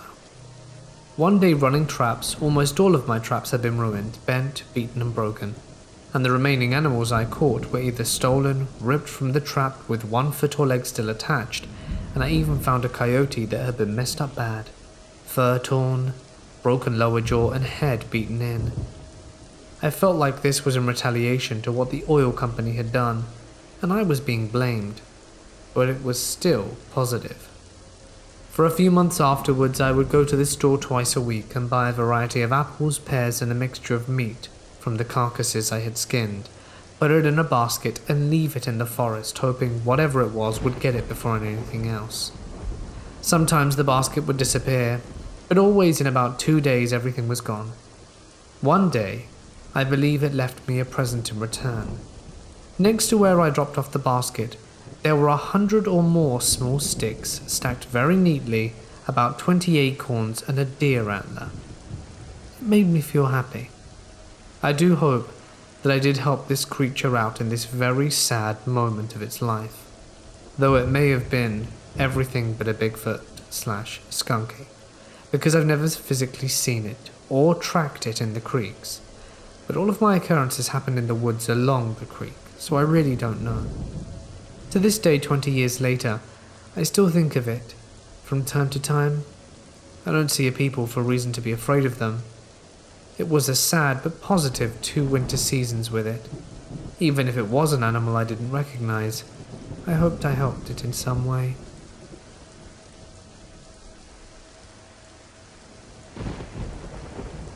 My husband and I have been together 9 years, and this happened on our first real date. I want to start off by saying I am an absolute skeptic, to the point where I've always secretly scoffed about paranormal activities. Yet, I can't explain this. I met my husband in a little dive bar he was managing. We clicked instantly, and he's a very outdoorsy guy, so we hooked up a couple of times, then he officially asked me out on an overnight hike. I had a 10-month-old St. Bernard pup who of course came with. We drove up way past Cougar towards Mount St. Helens and parked on the trailhead leading to Bolt Camp. It's just a little shelter along the Lewis River, about 5 to 6 miles in. So we packed all our gear and even a backpack for my dog and headed out. I can't stress how beautiful that hike is. Massive Doug firs covered with moss. Sometimes there were little wooden bridges crossing streams along the trail. My husband would always yell, "Watch out for trolls," when we crossed them. We got kind of a late start, so the sun went down and it was almost fully dark by the time we arrived. There were so many hollow stumps, the setting sun would shine through them, and they lit up inside. They looked like little hobbit houses with fires burning through the hearths. And the mushrooms, my God, they were bioluminescent ones that glowed green in the dark. It took forever, and he kept saying it was around the next bend, but it never was. We finally arrived and unpacked. It was awesome. You can Google Bolt Camp. It's a wooded, 3-sided shelter. You'll even see my saint in one of those pics. People leave stuff at Bolt Camp for the next folks. Someone had left a half bottle of scotch. We partook in that when we left, and we hung a little baggie of weed from the rafters and some beer and water. Anyway, we made a fire and cooked steak on rocks, got drunk and fell in love. I fell asleep first and slept towards the inside of the shelter. My now husband and dog towards the outside. It was late in October and quite dry. It was very, very cold and the fire wouldn't stay lit. Eventually he fell asleep too. My St. Leo kept growling in the dark, and they bonded over that. "What do you see, buddy? What's out there?" They were both awake when I awoke. Thinking it was 2 to 3 a.m., I was facing the back wall of the shelter, and then I saw it. A wispy, gossamer, cobweb-looking thing floating to and fro in the back of the shelter. It would flip and spin and turn over itself. It was so beautiful and fascinating. I wasn't scared. I was really thinking I wanted to wake him up, but I barely knew the dude and was afraid he would think I was nuts. So I watched it until I fell asleep. Morning came, and I never mentioned it. We fed the dog, ate a bunch of trail mix and cheese and sausage, and hiked back, and I dropped him off at his place. Like I said, we fell in love that night, and moved in together some months later. We were reminiscing about our awesome hike when he decided to share something with me. I dropped him off that day at his house, and that same evening he was out on his porch having a smoke when he saw something. A cobwebby thing turning over and over on itself, floating back and forth in the street lamps. He found this interesting. He watched it, and finally it settled on a clump of bushes. He went to take a closer look, and a pair of glowing red eyes materialized, and he decided he wanted no part in it and ran away. This is a man afraid of nothing. Anyway, I obviously immediately told him about what I had seen and how I was too embarrassed to share. The similarities are too great. It had to be the same thing. Also, I've searched and searched and can't find any legends that match up with the description of the thing we saw. If anyone has any idea of what it could be, please advise.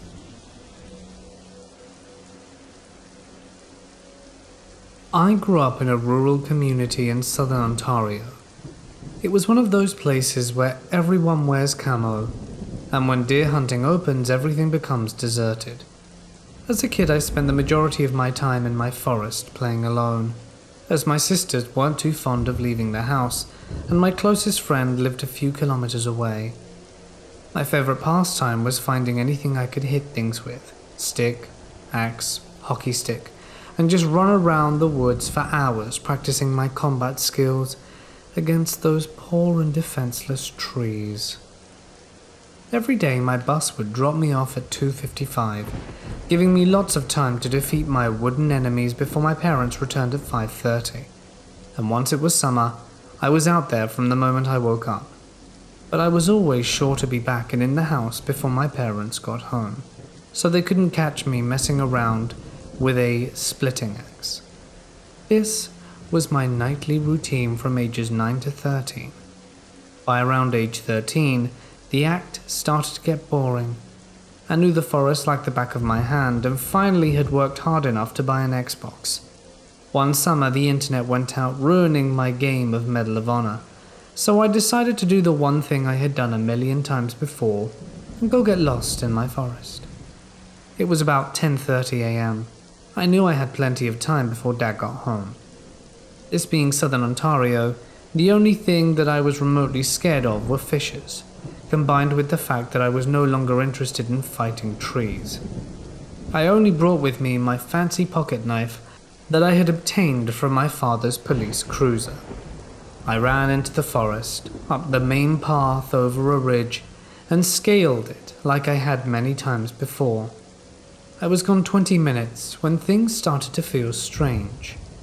For some odd reason, I felt like I was being watched. I had never seen anyone but my neighbors in my forest before, so I immediately tossed the idea aside, thinking that I was just being overreactive. I kept running for another 10 minutes when the feeling starts to get stronger. I suddenly felt as though I was somewhere I shouldn't be, as though the branches overhead started to get thicker and everything grew darker and quieter. Occasionally I would hear this strange sound, which was unlike an animal I'd ever heard before, but more like the bell on a bike with an odd echo to it, almost like a metallic cricket. I decided that I should probably head home and check the time on my phone. It was barely 11 a.m. It was then I realized I had no idea where I was. Keep in mind that I knew every inch of this forest, from the roads that border three sides to the lake that borders the other. I had hiked every inch of it numerous times before, yet I had no idea where I was. And then things began to get stranger. I looked down around my feet and saw a bunch of metal buckets and various other metal tools. This is when I heard a voice. It seemed like a child calling for me by name. The voice was light and seemed to flow effortlessly on the wind. In my panic, I assumed it was one of my sisters calling for me to come home, so naturally I called my sister's name back. When I got no response, I took up my phone and began calling. But this, being the middle of nowhere on the Canadian Shield, I had no service. I looked around and out of the corner of my eye saw something dart behind a tree. I looked around me and saw laying in the ground among the buckets a rusted red bicycle, like one you see from the 50s in an anti-nuke poster, and the bike seemed to be in one part of the forest that light was shining through, kind of staging it. I quickly opened my camera and took a picture, thinking my eyes were playing tricks on me.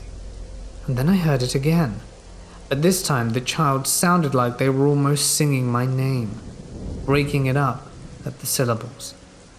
I started to quickly walk away, hoping that I would end up anywhere but this area. but the voices seemed to follow me, and I kept seeing glimpses of something running behind the trees, keeping pace with me. So naturally, I started running as fast as I could. I ran as quickly as my legs could manage, not caring for the branches that would whip me in the face and eyes, and after 15 minutes of running, things started to look familiar. I ran down a massive hill, and the trees started to become much more open and brighter. I slowed down and began to walk, too terrified to check behind me. Once the feeling of impending doom settled, I finally mustered the strength to turn around. The moment I turned around is a moment I will never forget. I turned behind me and through the trees and saw my house, as if I had been running away from it the entire time. Thinking that I must have just gotten turned around and was absolutely hating the idea of running back into the forest, I walked towards the house. As I was probably 100 meters from it, I heard a spine-chilling shriek emanating from the forest behind me, similar to the sound of a mountain lion screaming or raccoons fighting, but it was far louder and seemed to be coming from not just one place but many at once. I sprinted the final steps to my house and did not turn back. As soon as I entered the house, I came face to face with my father, who was sitting at the kitchen table. I looked at the clock on the wall and saw it was 4:45 p.m. I have no idea what happened in the 5 hours between the time the photo was taken and the time I got home. All that I remember is it took me roughly 30 minutes to get in and 20 to get out. I went right into my room and stared at the photo on my phone, assuring myself it had happened, and that I had seen what I'd seen. This was almost 5 years ago. I still find myself looking at the photo to show myself it happened, and I didn't just go mad. After that day, I decided that I would not venture out into the forest alone, and started a new character on Skyrim to assure I wouldn't want to go outside even if the internet was down. My parents moved out of that house this past summer, and into the city. I still love going outside and even found myself working in isolation camps in the middle of the Rockies this past summer. Yet I cannot go alone outside, or past the calling range of a friend. I have no idea what occurred that summer. Nothing paranormal has ever happened to me before or since that date.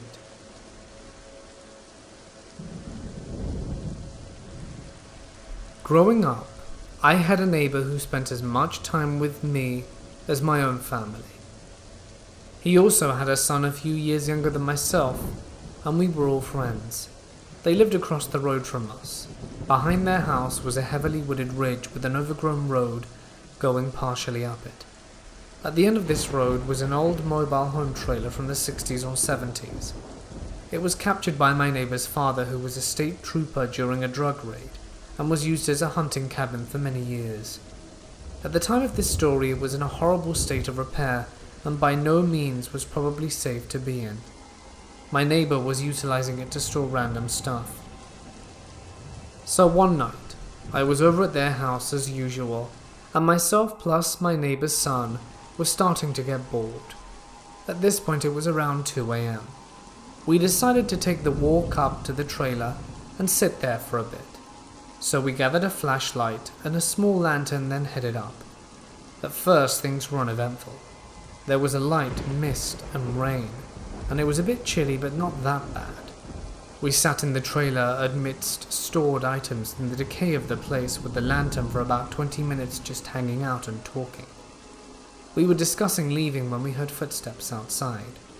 I have grown up in the woods, and the cadence or rhythm of steps people tend to make compared to animals is noticeable. These were human and heavy. We had heard nothing come up, nor had we seen anything on our way up. At this point, it made its way to the door of the trailer and stopped outside. We called and asked who was there, but there was nothing. No steps, no rustling, nothing. I, at least, had no inclination to be trapped there by anyone or anything, and picked up a rather heavy metal rod that happened to be there, and we whispered a plan. After a second, I kicked the door open with enough force to slam it against the trailer and almost shut it again while my friend shone the light out. There was nothing there. No sounds of running, nothing at all. We gathered all our courage, hopped out and looked around for a minute. Still nothing to see nor hear. No footprints, no anything. We decided it was best at this point to take our asses back to the house, to which we did. We still didn't see or hear anything on the way back. And I don't know for sure what it was that we saw that night exactly.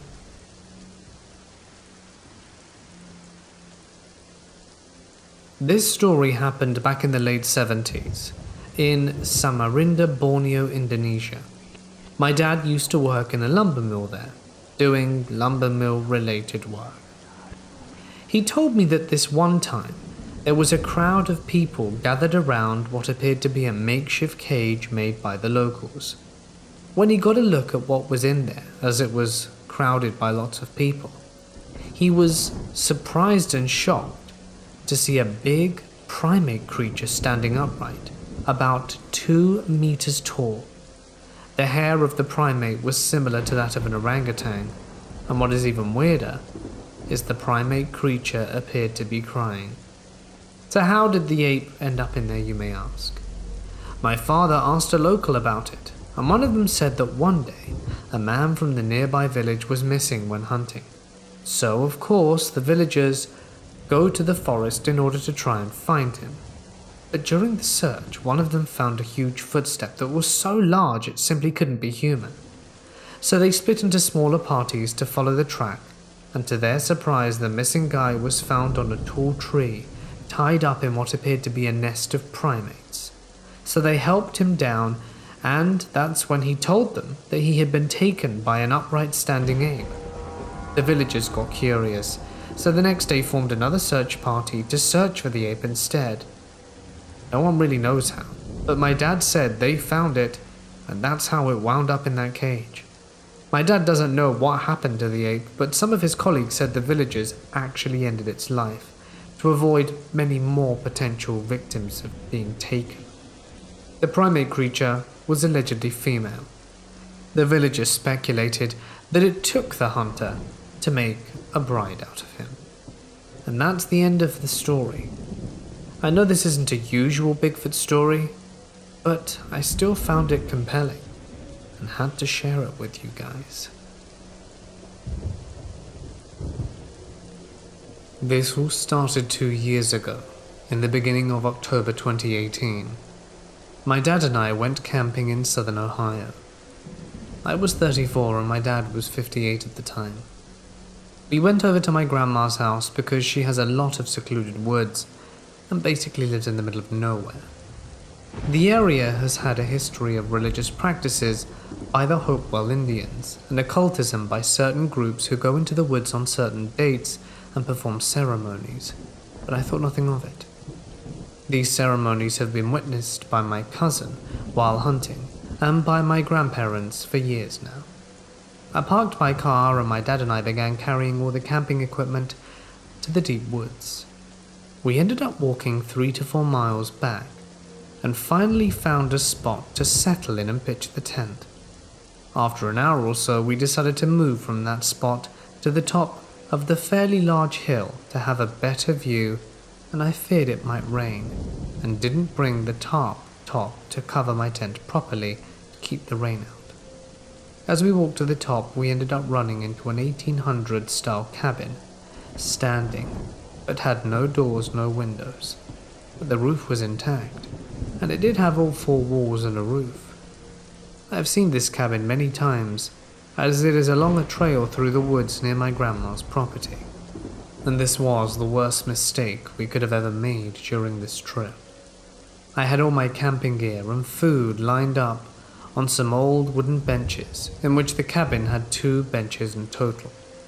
It was around 7:30 when we set up our tent and other things. We could hear cars echoing off the hills when they would drive by, and we were about 3 to 4 miles to the nearest exit of the woods, and there was no one around in any direction, and there are a few people who live out in this part of Ohio. After an hour to hour and a half of being out there, At around 8:30 to 9, I start to hear these faint whispers in the corner of the cabin which caught me off guard, and I was a little disturbed to say the least. I asked my dad if he hears the whispering as well, and he says yes. As I'm sitting there trying to figure out where these sounds are coming from exactly, looking in the direction I hear them, I see nothing. We had a few flashlights with us as well, and I could see nothing. They eventually stopped after 15 to 20 minutes. As Dad and I were laying there all of a sudden, a large cat walked into our space from the outside and sat right next to our tent. I can hear this large cat because it began purring with a very deep tone, as mountain lions would stand about a foot from us. I'm lying petrified in my tent, as well as my dad, who's just listening to this cat, and as it walked to us, it hit the top of my head, as I'm tall, 6'2", and the tent wasn't quite big enough. To remind you, I'm an avid outdoorsman and hunt and have fished. I've never experienced something like this camping in Ohio. I've camped all over the US and have lived in places including Minnesota, North Dakota, Idaho, but originally from Ohio.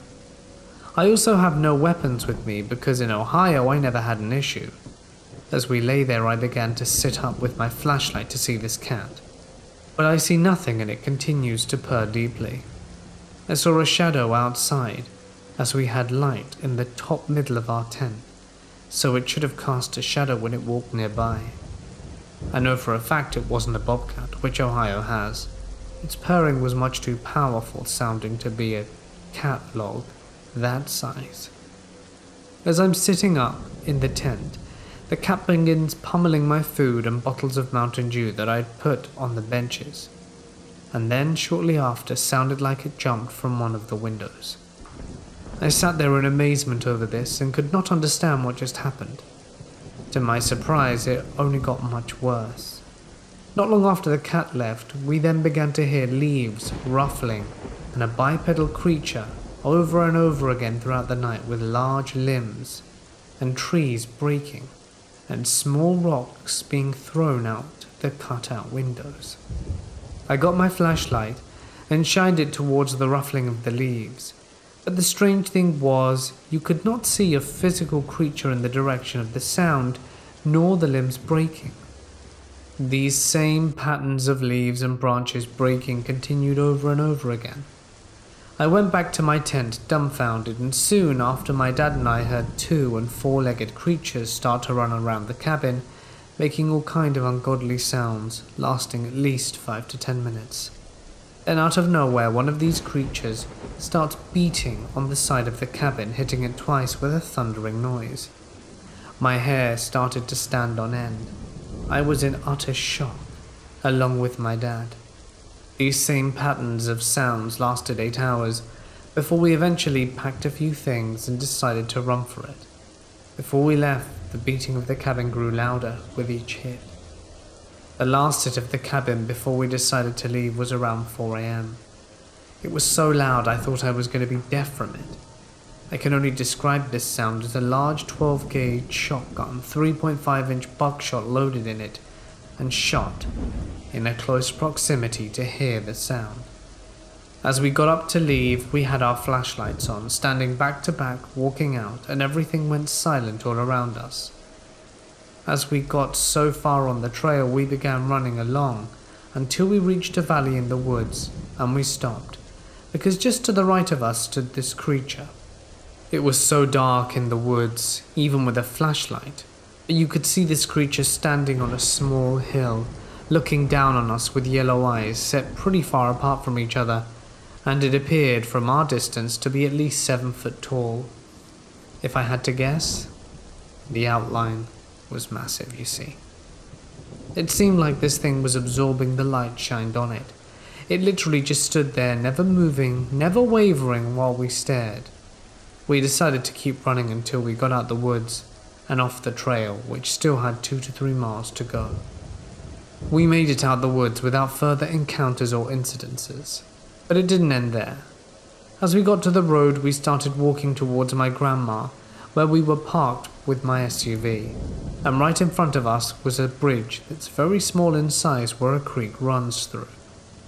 As we got off the bridge, in the distance we saw the same yellow eyes and shined my flashlight on it, but it took off running into the side of small woods. Soon after it ran into the woods, we heard an owl hooting a few times, and right after the hooting sound, we heard a loud deep groan call out, and then the groan changed into a few very deep mumbling sounds, almost like it was trying to talk or make words, but it sounded like a bunch of nonsensical words. I again stood there in shock. Never in my life have I ever heard that sound. And the craziest thing was literally it sounded like it was 15 to 20 feet away when it occurred. We ran the rest of the way to my grandma's house, waking her up and telling her what happened. I then got my keys and left. Nothing else occurred as we drove out that place. I grew up in this area, and the only time I heard of something happening was when I was 10. So, me and both my uncles ran down the house shaking from head to toe. They explained that they were hunting late, and it got really dark on them, and they were beginning to walk. As they were walking, they saw a creature or animal begin to growl and chase them, but they couldn't see it. They were back to back shooting shotguns in the direction of this creature, which did nothing to scare it away, and it chased them all the way, and never once did they look back to see what it was.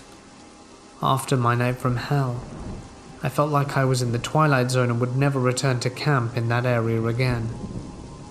It has bothered me to this day, wondering what in the world took place, and what in the world were those creatures from hell.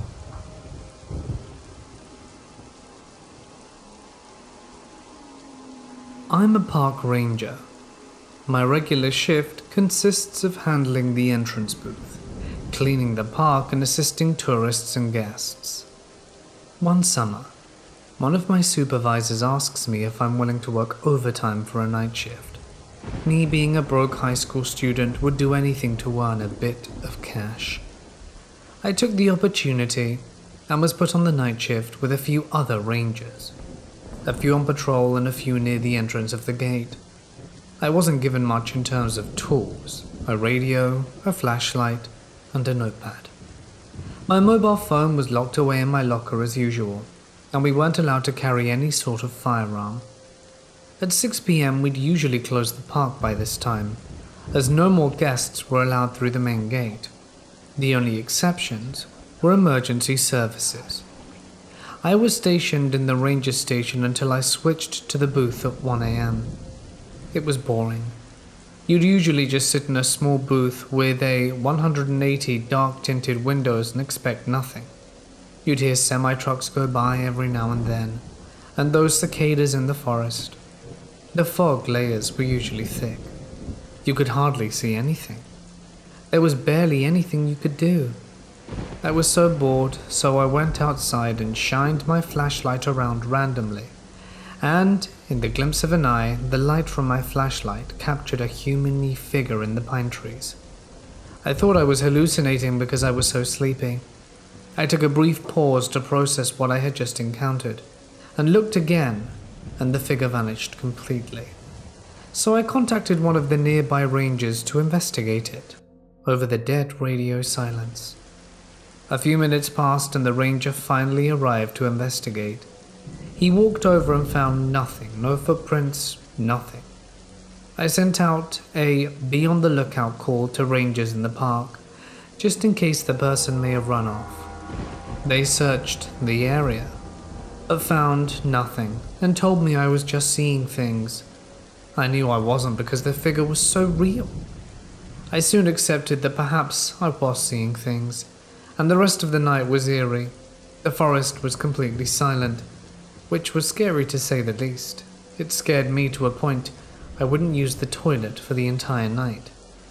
Sunrise, and the day shift comes in. Me and the night shift crew head back into the ranger station and end our shift and clock in for the day. I ask one of the rangers which believes in the paranormal, and she mentions that 18 hikers/mountain climbers lost their lives during a 6.0 magnitude earthquake in the park. She told me it was probably one of the deceased, trying to make contact with me. It sent shivers down my spine, and still does when I think about it from time to time. From that night on, I would still take night shifts, but never encountered anything like that again.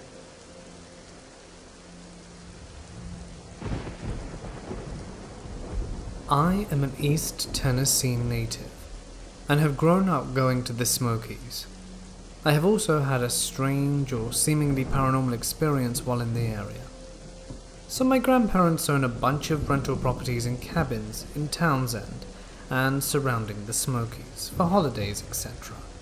And my extended family would always gather together at these cabins for the holidays.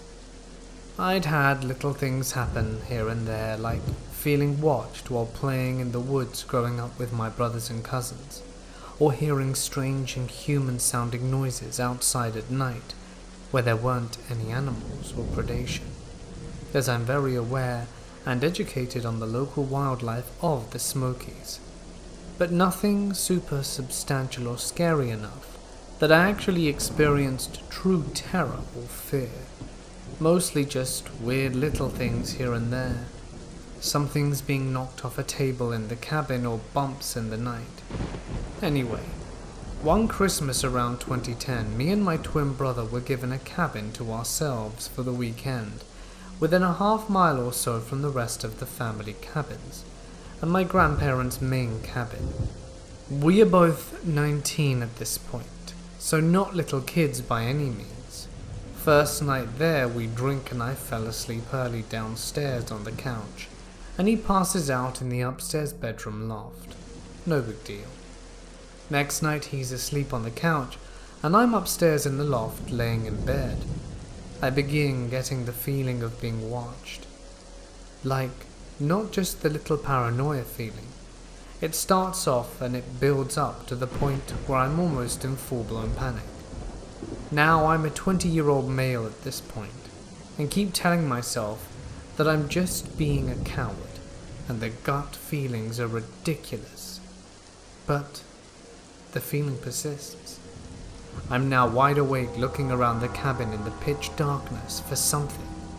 I keep seeing movement from the corner of my eye, and just like that, all of a sudden it becomes completely silent, like the Oz effect of whatever other people have called it. I'm laying there, heart pounding, when I hear something whisper in my ear, "Ree." When I say whisper, it was in a raspy, drawn-out tone, but was still startling loud, as if someone was leaning over the bed directly above me, saying it into my ear. I jumped up, went downstairs, and fell asleep on the floor beside my brother on the couch, scared like a little kid. We woke up next morning, and my brother was extremely surprised to find me down there with him, but didn't say anything or ask any questions. As to why, I was curled up beside them on the couch. Within a year later, around Halloween, we were talking with some family and friends about strange experiences, and out of nowhere, my brother says to everyone, "Yeah, I definitely think Grandpa's cabins in the Smokies are haunted or something," and goes on to talk about how he had this same weird feeling the night before I slept upstairs in the loft. He's feeling watched, panicked, and all the same feelings as me. He, like myself, couldn't really even verbalize the feeling of being watched by something malicious well. I kinda yell in excitement about having the same gut feeling there, but that's when he realizes the reason the next night why I was asleep on the floor next to him. But afterwards I did confide in him embarrassingly. I might add that to this day I have no idea what happened in those cabins. My grandparents sold them all and we haven't been back. It was strange and weird. My personal opinions is that something to do with the energy from the mountains, the energy from the Native Americans who lived there for centuries before us. I believe the entity that spoke to me was purely malicious.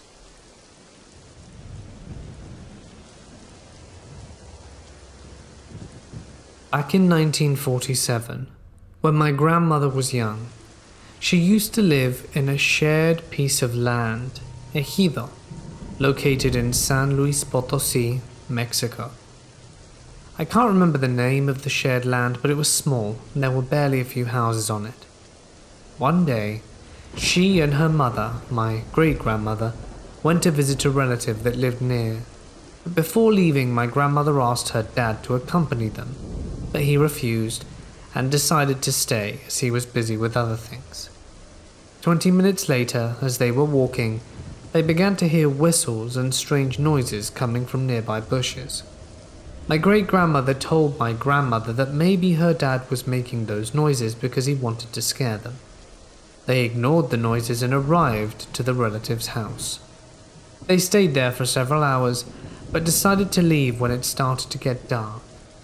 Again, walking in the same road, they began to hear the whistles, but increasingly closer. My grandmother shouted her husband's name, telling him to stop scaring them, that they knew it was him.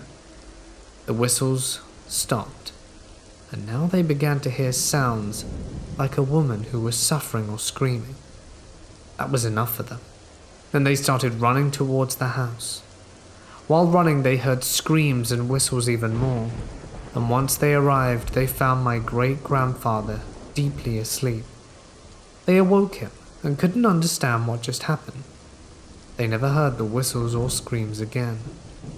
Years later, I read an article about Bigfoot encounters with people hearing whistles or a woman in distress. Then I thought that perhaps it might have been what was scaring my grandmother. Besides that weird story, they regularly saw the strangest lights in the sky coming down the mountain. They thought they were witches, and my grandma was really scared to go out at night because of it. She and her family saw a lot of strange things that couldn't be explained back in those days. They knew every part of the share land, and even what kind of animals lived there. Here in Mexico we have tons of old stories regarding giants that were killed by the Aztecs, or died during the wars with tribes. But for now, thanks for listening.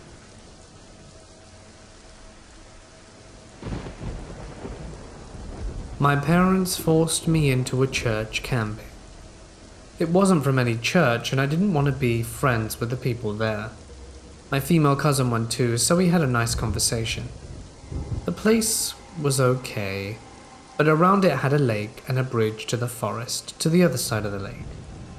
There was this weird air in the area around the camping place where we were at. I remember exploring it, and there was a very bad energy there. Ripped clothes, campfires that looked old, black trash bags hanging in the trees, all that in the forest around the camping area.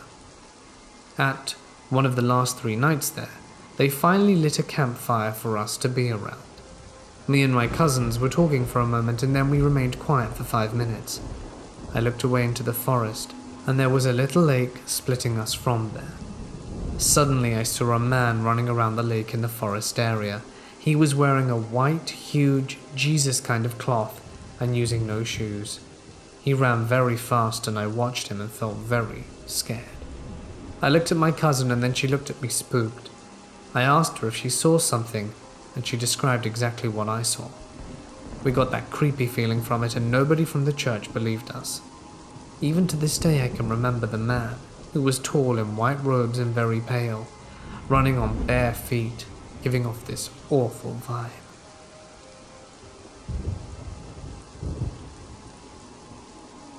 I live in New York. Recently, I went upstate to the Catskill Mountains with my girlfriend, her younger brother, and their mother. They own land up there, and my girlfriend's father built a cabin. I went there on July 9th and got back to the city on July 12th. We spent 3 nights in the mountain. During the time I was there, nothing unusual happened at all, until the last night. We swam in a lake nearby. Funnily enough, it was called Crystal Lake. We also cooked a lot of food, and overall just had a nice time. One night I did vomit after swimming. However, other than that, nothing strange happened at all, until the 3rd night. To give some backstory, the cabin is great. Has bedrooms and all that, a kitchen, even a ping pong table. However, it doesn't have a shower nor bathroom. You pee in the woods and poop in a bucket, and shower with the outdoor shower they have. The outdoor shower is pretty much a shower head on a huge metal container. You can adjust the temperature with a dial. It has wooden walls surrounding it for privacy. However, the side on the left is completely open to the forest. You stand on a wet rock and shower. This was my first time showering outdoors ever, and I really enjoyed it. At times I would just stand under the water and look out onto the forest. Every time I showered it was dark after 10 p.m. The only light I had was a lantern and my iPhone flashlight. However, there was no real need for it, since the lantern was pretty strong. On the third night, knowing it would be my last time showering outdoors for a while, I decided to shower pretty late. My girlfriend was asleep and so were her brother and mum. It was around 2 because I checked my phone before going in. I walked to the shower, trying to open the door quietly so that I didn't wake anyone. Eventually, I got there and began showering, and realized midway that I forgot to bring my shampoo. So I decided I would just do what I always did and just stare out into the forest. It was beautiful, and even though it was dark, the lantern lit up most of my surroundings.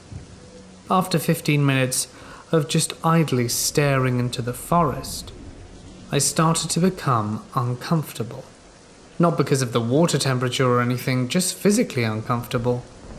I felt like how I felt when I shut the hallway light and ran upstairs into the pitch dark.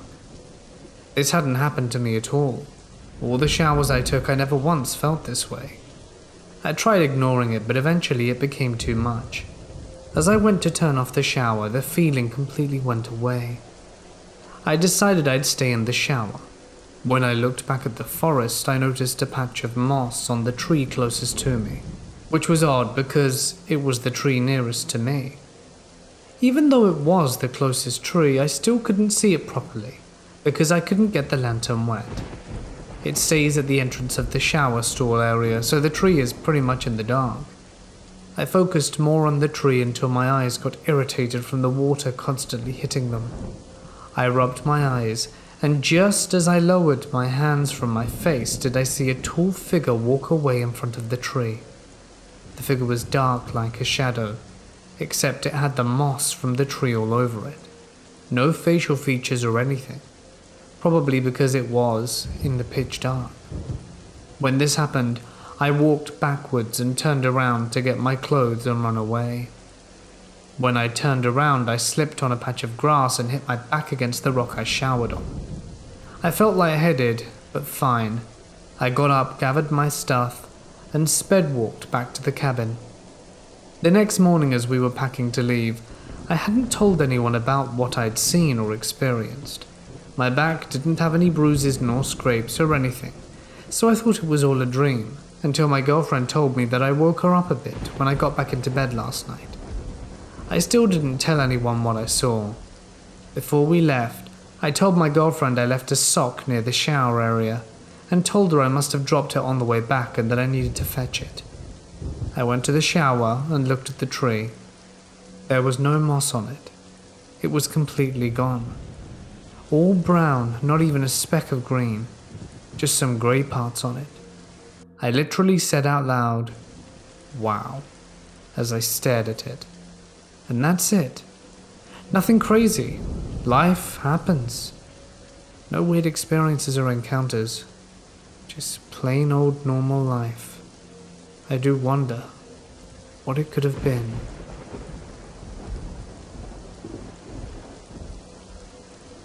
I'm Garrett, a Western Paiute who grew up moving because my dad spent his career in the Forest Service. My original home is one of California's largest Indian reservations. I've been a hunter and overall enjoyed spending my time in the wilderness since I could remember walking. I started hunting big game at 10, without a hunting license until 14, because it was legal on the reservation, while living with my family for the summer until I go back to college in fall. I had the idea, which my dad and brother promptly agreed to go on an 11-mile backpacking trip in high country. We spent the next few hours packing our bags with what we would need for 48 hours, but potentially 72 just to be ready. The next day we drove the 70 miles to the end of the last road in the area and began our hike. Excited to break my boots in and see the lake, I took the lead, and by 4 p.m. we made it to our spot, sitting at 8,000 feet elevation. We swam in the lake to wash the sweat off, and then used the sun to dry off before it got dark. Mind you, we are in the northwestern USA, so at this elevation it could still freeze at night, even in July. It was a peaceful and an awesome place 81 miles from the closest town of 3,000 people, with the nearest city being 181 miles south. After we swam, dried off and ate dinner, I was ready to sleep along with both my dad and my brother. After spending the next hours looking at the satellites orbiting Earth and the stars with the occasional quasars, I was in my hammock drifting off to sleep. However, I didn't get to sleep that night, not even a minute, and I'm glad I didn't. I heard what sounded like 3 people walking on the boulders about 50 yards in front of us, right on the other side of the thicket.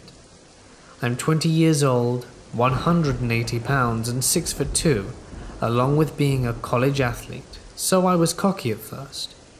I told my dad we have people near us, and to be ready. This is a weird place to see anyone, at all, ever. However, passing midnight is something that raised a red flag. He listened to me, but was asleep 5 minutes later, and my brother never woke up. I decided to keep watch. I knew what I heard, so I kept my .38 revolver in my right hand with me, while still in my hammock. It's loaded and prepared for self-defense. All of a sudden, it got real.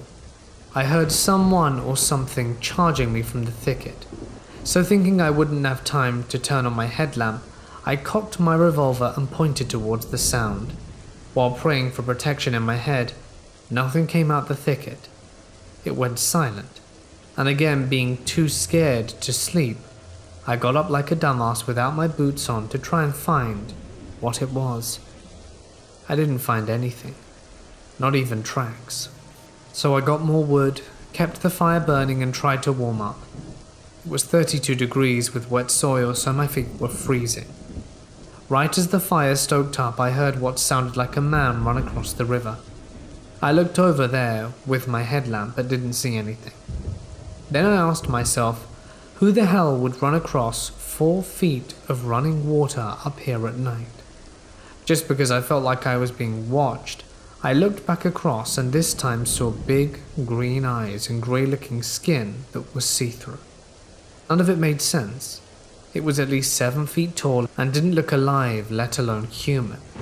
So I prayed to the Most High and asked for protection. For the next 3 hours I heard rocks being thrown in the river and never desired to sleep until the next afternoon when I was home. I don't know what it was, but I'm glad I prayed. I don't think my pistol would have helped. I asked my aunt about it, and she said it was most likely a spirit who for some reason was angry, or maybe a more sinister entity created after a war or some kind of violence that took place in the area. I still don't know for sure. I will go further up into the next lake, that's another 13 miles, to see if I can find what's going on. My family and I were camping at Bucks Lake in California last summer. Our campsite was located right near the water. Other campsites were about 100 feet away and a bathroom within walking distance down the narrow road. 2 days into the trip, my son and I were getting ready to take our canoe onto the lake. I sat at camp as my son walked down the small road to the bathrooms. I waited for a while and decided to walk over to the bathrooms. I never saw him come out and thought he walked back in a different direction. On my way back to camp, he was sitting there waiting for me. He looked surprised and asked me why I had walked right by him and didn't say anything. I was shocked and told him I never saw him walk out the bathroom. The campsite is situated where you can see the bathrooms from our narrow parking spot next to our parked cars. I was sitting in a chair facing the bathroom watching him walk in there and waited the whole time, yet he never passed me. However, my son said that when he walked right past me, I was getting out my chair and I actually brushed up against his arm. He looked right at me, but I apparently just ignored him. I told my mum about this right after it happened, and she explained to me how a similar thing happened to him back a few days earlier. He was in his room when she walked in to say hi. When he wasn't there, she walked back to the living room, where he approached her and asked her why she'd come into his room, looked at him, and then just left.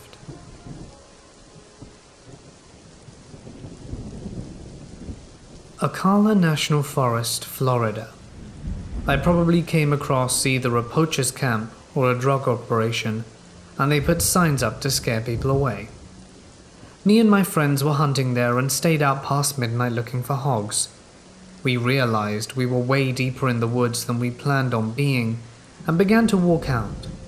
We were probably 3 or 4 miles into the woods from the main road, heavily armed with AR-15s, sidearms, and a fixed blade hunting knife in a hip sheath. So we really weren't afraid of anything, plus the moon was bright enough to navigate by even under the trees. We had lights mounted on our rifles, and I had a large, powerful flashlight in my hand that I could make into a strobe or use as a club. Whatever. The point is, we were not paranoid about anything.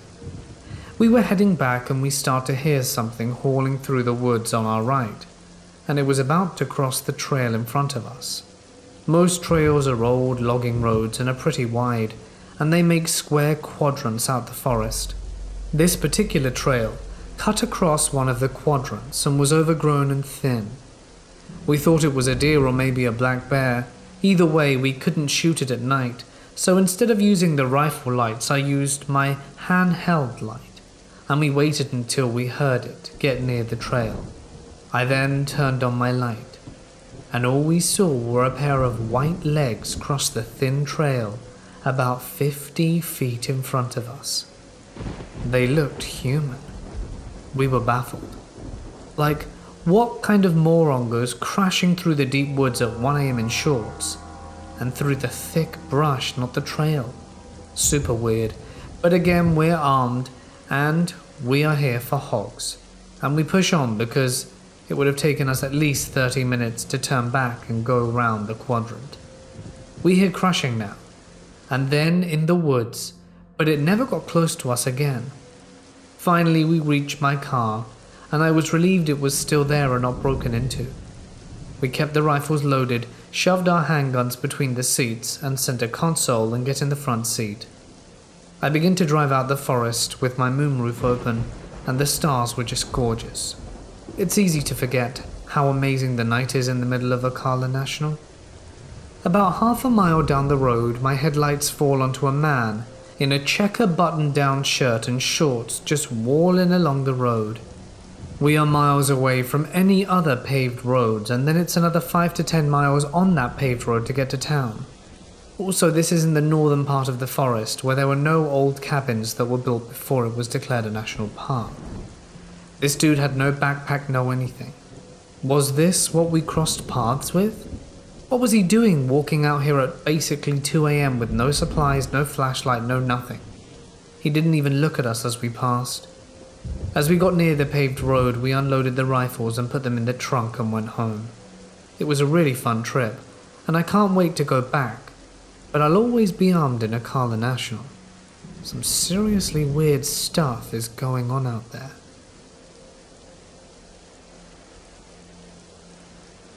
Growing up in northern Idaho, I found the native lore surrounding Sasquatch very compelling because it resonated with the Islamic folklore of jinn that I grew up hearing about from various relatives from the Indian subcontinent.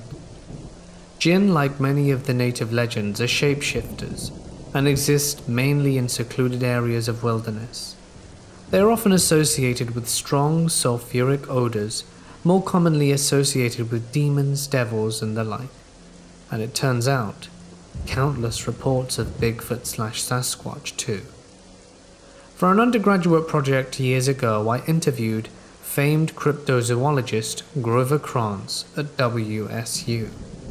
He had analyzed the famous Patterson footage down to a gait in proportion to size, movement, muscle beneath the skin, the infamous torso turn, and of course the apparent breasts.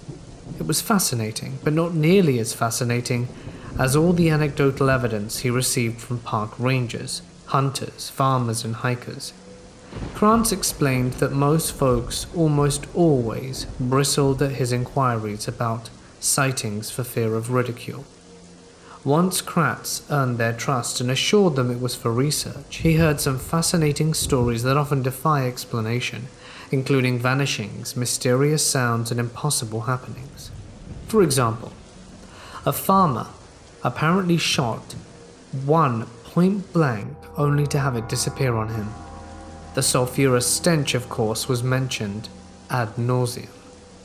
Krantz, however, maintained until his death that Bigfoot was some kind of elusive primate and nothing more. Now, if you really want to put on your paranormal hat with me, my own mum told an incredible story when I was around 7 or 8, well before I had any interest in Bigfoot. She said a lady would come to the house on occasion to help cook and clean when my mother was around 10 or 11, while living in rural parts of the Punjab.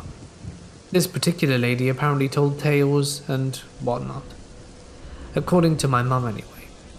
And this lady insisted that she knew of a man who had befriended a jinn. In Islam, jinn have moral agencies just as humans do. As such, many can be good. In Mecca, there is even a mosque dedicated to the jinn. She had begged and begged to meet the fantastical creature, but the man refused, and one day the man finally relented, or so she told my mum. He told her to go into the far room, and there she would meet the creature. Now I know this sounds far-fetched, and is just a late-night tale on Reddit, best met with incredulity. But what the woman saw often makes my hair stand on edge, considering the time, the place, and when my mum casually told it to me in the first place. Again, I was maybe 7 or 8, with really no clue about Bigfoot or jinn.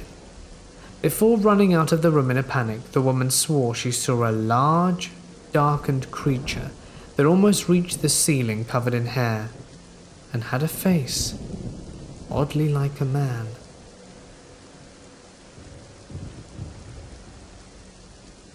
When I was around 5, I went camping with my parents in a place called Bear Creek Reservoir in British Columbia.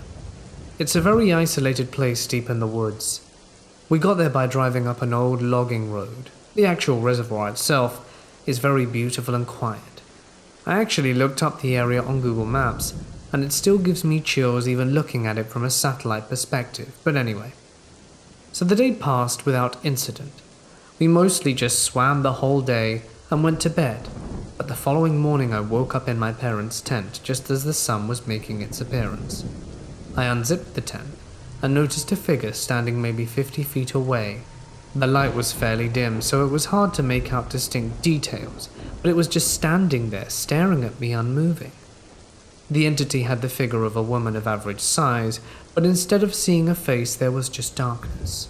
But I could tell it was looking at me. And instead of clothes, the skin it had were leaves and sticks, as if it were made from them. I remember feeling very afraid of this creature, like if I had left the tent, I wouldn't be seen again.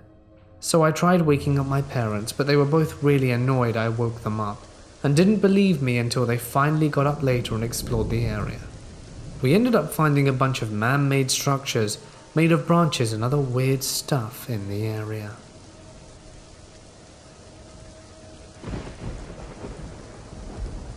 I've shared this story with many of my friends and people that are interested in the unknown.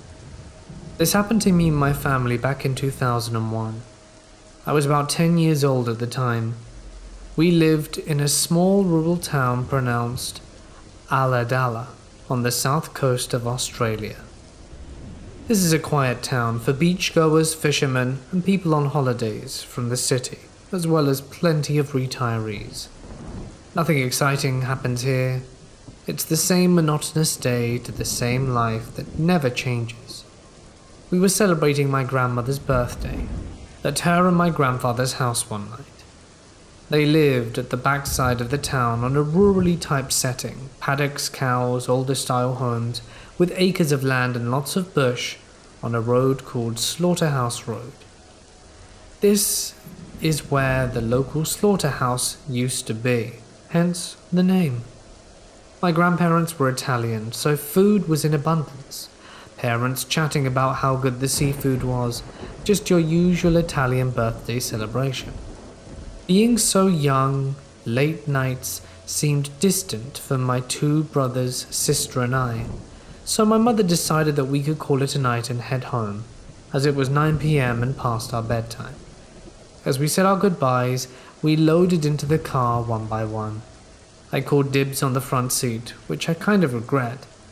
My mother was the last to jump in.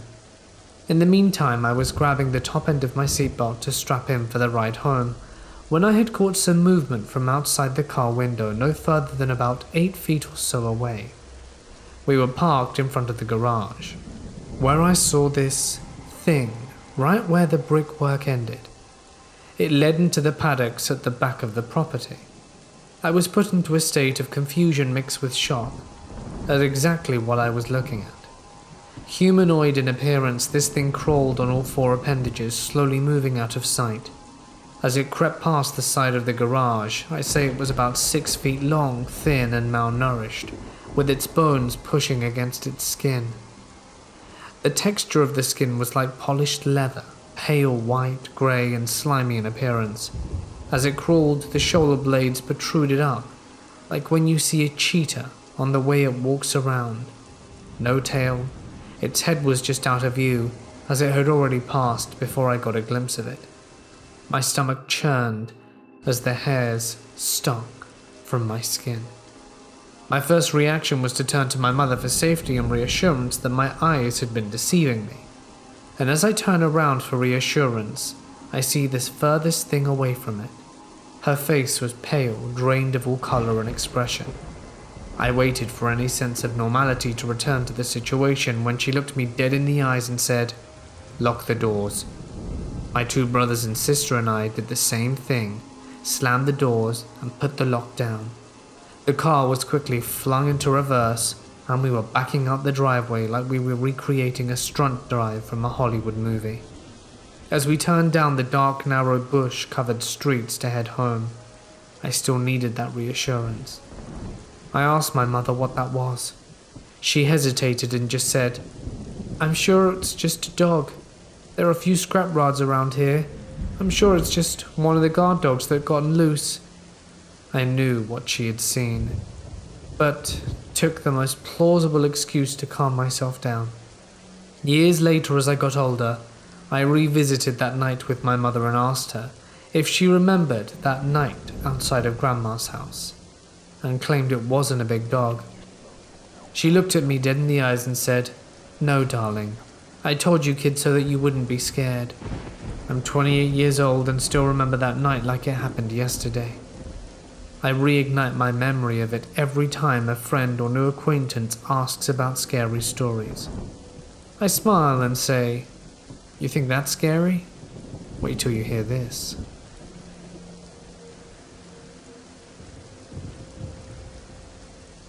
My grandpa was always a big hunter. It's not uncommon here in the Midwest. He would always find new areas to hunt and get permission to hunt on private properties. So one day him and his buddy got permission to go on this private land that I believe was around 100 acres total. I don't recall the specifics of exactly where the forest was, but if this opens a can of worms, I'll ask for specifics. I know for a fact it was in Michigan/Indiana, the border area. In other words, Michiana. Anyway, they set out around noon to get to the forest and arrived at around 1 p.m. and started hiking back in the woods. They each had their own tree stands/blinds set up prior, so they made their way to them. I remember my grandpa telling me he hiked a few miles back, so they had been deep in the forest. As the day goes on, they don't see any deer, and once the sun begins to set, they decide to start making their way back to the truck and meet up near my grandpa's tree stand/blind. So this is where something weird happens. They're making their way back, and the sun has completely set. Luckily, they brought flashlights for the walk back, because they had to walk a few miles in the pitch dark. They finally have about a mile left of hiking when they see something crouched in front of them, with their backs turned to them. My grandpa and his friends stopped dead in their tracks, staring at this random dude in the woods at night. My grandpa described him as a bald white guy, wearing a black and white striped shirt. My grandpa and his friend speak up at that moment, and they want to ask him what he's doing out there. But without a word, the man stands up and faces them, staring at them, and then levitates up towards the tree and vanishes. After that, they sprinted to the truck and never went back to the land again. It's not the craziest story, and I know it sounds weird as hell, but I know for a fact my grandpa experienced this. He's not a liar, and it's not his kind of interest to just tell scary campfire stories that are made up to us grandkids. Whenever he would tell me the story, you could see it in his face. It was something that had disturbed him to his core. It's not something he fabricated at all.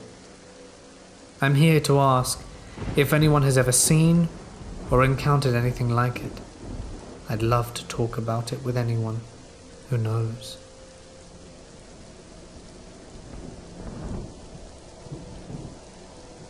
I remember this story as clearly as the day my father told it to me. He's no longer with us. He passed away January 15th, 2019. But he and I spoke about this several times. But the first time he told me is the one that remains. He was what they call a pathfinder in Vietnam, and had the uncanny ability to blend into his environment like a chameleon. He was helping a friend who had gotten a piece of land in the wilds of Alaska for homesteading. He said he observed this creature, this giant, for about 15 minutes. My dad was 5'10", and he estimated this giant to be 15 feet tall. He said it was fair-skinned with a long beard and had bear skins on his chest and shoulders and deer or moose skins on his lower half. He said the giant had very crude shoes of fur as well. What struck me as crazy was the fact that my dad said the giant was whistling. Then it made a deep grunt sound and 2 wolves appeared, and they hunted together like a pack. He said they disappeared soon after getting a nice deer. He couldn't believe what he'd seen. He told his friend, and they went to the local tribal grounds and asked around and found out that many hunters had seen them. They think maybe it was a family, because a few men claimed to see a female about 12 to 13 feet tall and a smaller one with her. It amazed me, and I have researched a lot into different cultures to see if there was giant lore, and it seems that it's mostly in colder climates. In regards to why they're not very often seen, there are very few of them. They are seen every few years or tracks are found, and these are almost always in enormous wilderness areas where there are no people to see them 99% of the time. They don't live near civilized areas the way Bigfoot will, so they are just not frequently spotted by us as a result. It is also likely they're far more intelligent than Bigfoot. Evidence the occasional sightings, with one carrying a sack or basket, footwear, goat-hide clothing, and Stone Age-type weapons. Not all of them are this bright, according to the stories, but they could sure avoid us quite easily, especially with their ability to move large distances and across difficult terrain swiftly.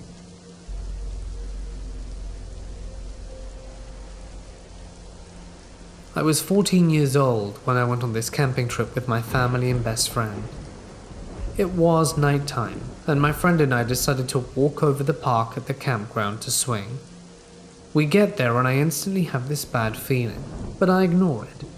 We start swinging and I can't help but look to the top of the playground. It was like a big jungle gym with a tower at the top. Standing there was this young boy who couldn't have been older than 6. I couldn't make out his face, but it was dark to a shadow, so I knew it wasn't a bad spirit. He was sobbing and begging me to help him. He said his parents didn't love him and that he was practically the black sheep of the family. The last thing he told me was that he wanted to pass, and I needed to leave. It felt so real, I wanted to save him, but I knew that this wasn't an actual boy. So I freaked out and started running back to camp with my friend following. When we got back to the camper, I told everyone what happened and my friend said she saw and heard nothing. My stepmom's face went white and said that we need to go see my mother now. Well, my mum was on the phone, so she didn't hear what happened. Turns out my mum was on the phone with my aunt, and my aunt was ready to take her own life. She's the black sheep of the family and my grandma doesn't like her at all. So what I was seeing and hearing was exactly what my aunt was feeling and thinking. We talked and I told her everything I experienced. She knew after that it wasn't her time to go, and that we shared a special bond. Thankfully, she's still around today.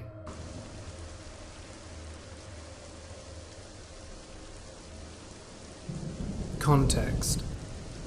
I was 17 when this happened. I'm female, and spoilers, I'm a lot more savvy now than I used to be. I was 17, and had just started a relationship with a guy who I thought was the world. Turns out he cheated on me several times and was no good for me. My parents warned me off. They told me he was a loser and a bum. You see, he was 27, so a lot older than me, had dropped out of high school, and had pretty much been homeless for a long time. He and I met through mutual friends at a party, and we really hit it off, and I thought he was the love of my life. Oh, to be 17. In any case, he told me to run away from home, that my parents didn't understand our love, and that we should be free to do whatever we pleased.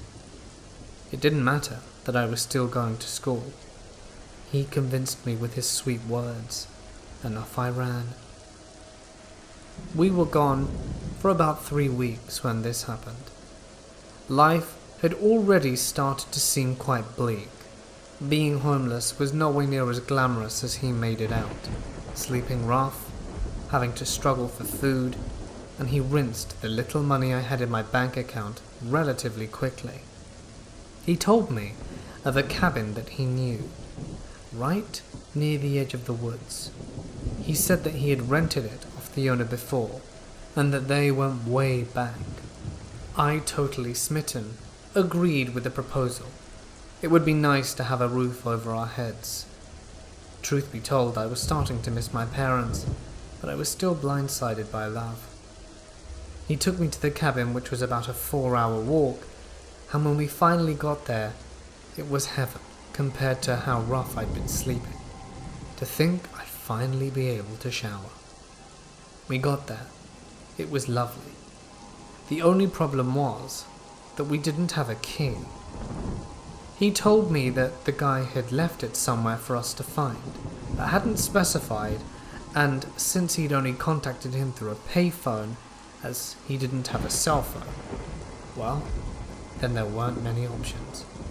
We started rummaging around the little path that led up, checking for fake rocks, under rocks, in bushes, buried in mud, and all the like. We looked for about 2 hours, and I was starting to get less and less convinced that this was true, and getting angry at my boyfriend for this. But he told me not to worry and that we will find it soon. He really did have a way with words. I grew tired of looking for the key, and went and looked at the house itself, did a perimeter check, and found that one of the upstairs windows was a little bit open. If I stood on my boyfriend's shoulders, I might be able to just touch it and crawl in perhaps. Well, after falling down twice, I just about managed to prop it open with a stick and climb my way in. It was plenty big enough for me to go through, which I was very grateful for. The cabin itself was simple enough. I got in on the upstairs part, let's call it the attic I suppose, of the cabin. It was a very nice bedroom, and I made my way down and unlocked the door. One of the things I realized when I got down is that it had 2 different locks, so even if we would have found one key, we still wouldn't have been able to get in. I was wondering at this point if my boyfriend's testimony was true, but trying to think the best of him, I unlocked the door and let him inside. We spent a really comfortable few days in the cabin. It was absolutely charming, just to be at one with nature. He was into yoga and a whole host of other interesting things as well, and at one point when he went out to get the green stuff, I was left there by myself, just trying to relax and calm down. While I was waiting all alone, as my boyfriend had already been about 3 hours at this point, I started looking around and found a book.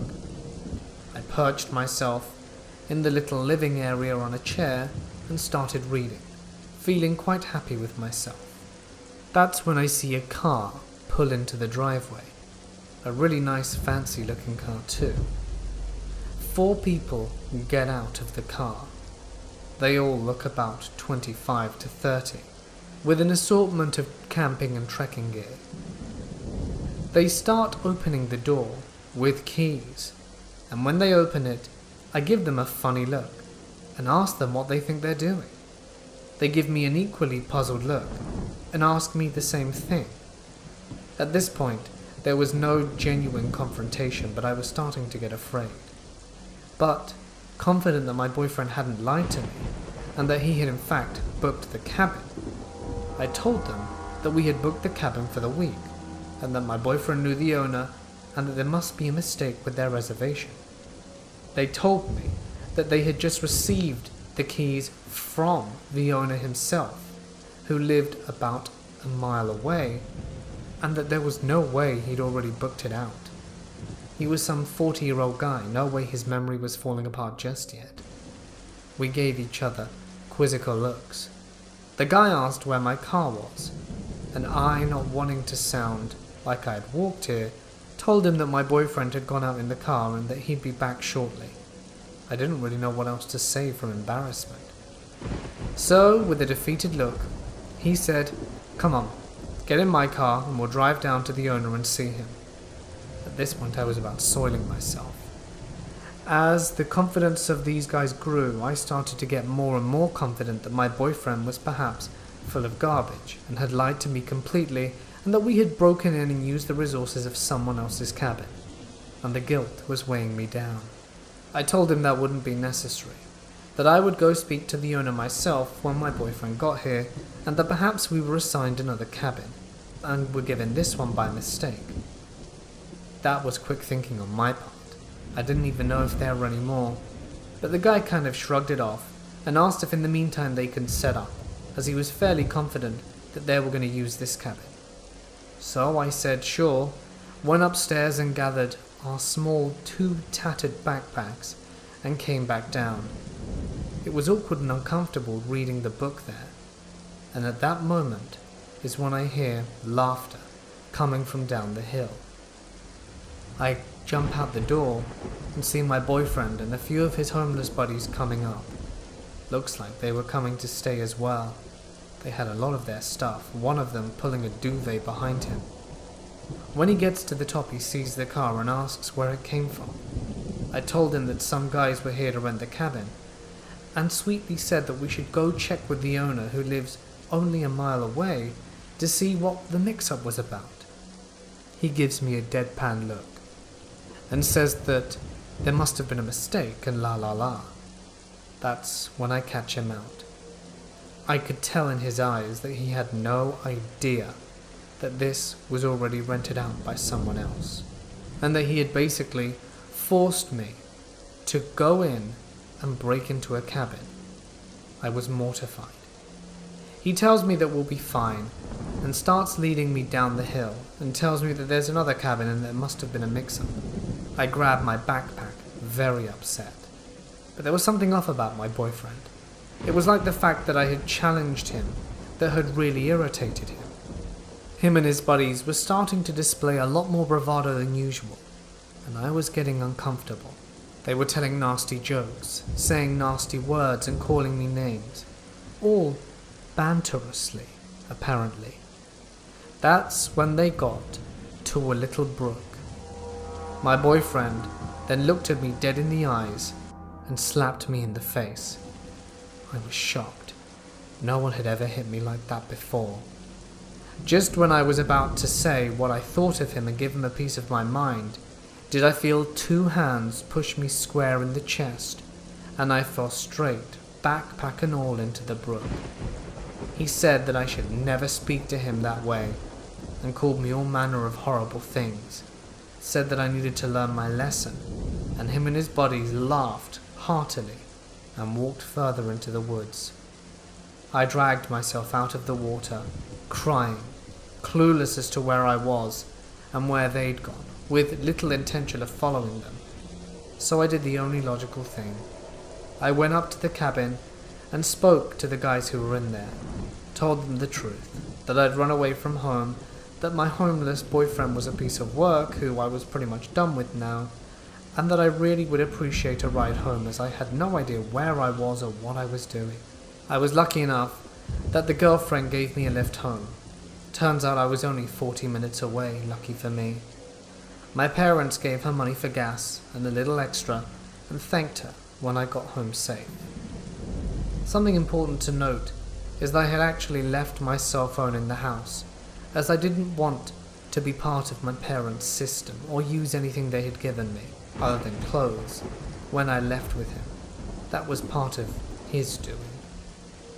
I'm glad to say that I learnt my lesson about going and getting in with the wrong crowd, and my life has gone pretty well since then. One thing, I never saw him again, but I did read about him in the local paper a few years back. He apparently had gotten into a lot of trouble with some dangerous people and was on the run, and his mugshot was also available in some shops for petty theft. Looks like he never straightened out. Shame, really. I have a pretty creepy story to share with you, and although I never saw a UFO, I saw an entity mostly associated with them. I grew up in the USSR, in now northern Belarus, until I was 13. 37 years ago, my mother and I saw an entity outside looking at us through the window. It was hairless, pale white, huge bulging black eyes, and it had teeth that were very small, very well spaced. It was skinny and pointed, almost like an anglerfish. We hid for hours until we heard my father drive towards the house. We both looked out the window to see the being standing up from behind a wall. It was much taller than a human, hiding behind that wall, and I believe it was waiting for us to come out. My father came up the driveway. We saw the silhouette of its body from the back. It was hunched over, staring at the car. My father saw in the headlights what it looked like perfectly. He drove at it and it ran into the brush around the house. It never made a sound. It seemed smart and cautious, and the overwhelming feeling I got that night was that it was vicious and violent. My parents spoke with police and were so horrified about the encounter. And after speaking with them or KGB, we were relocated and forced to never speak of the event to anyone ever again.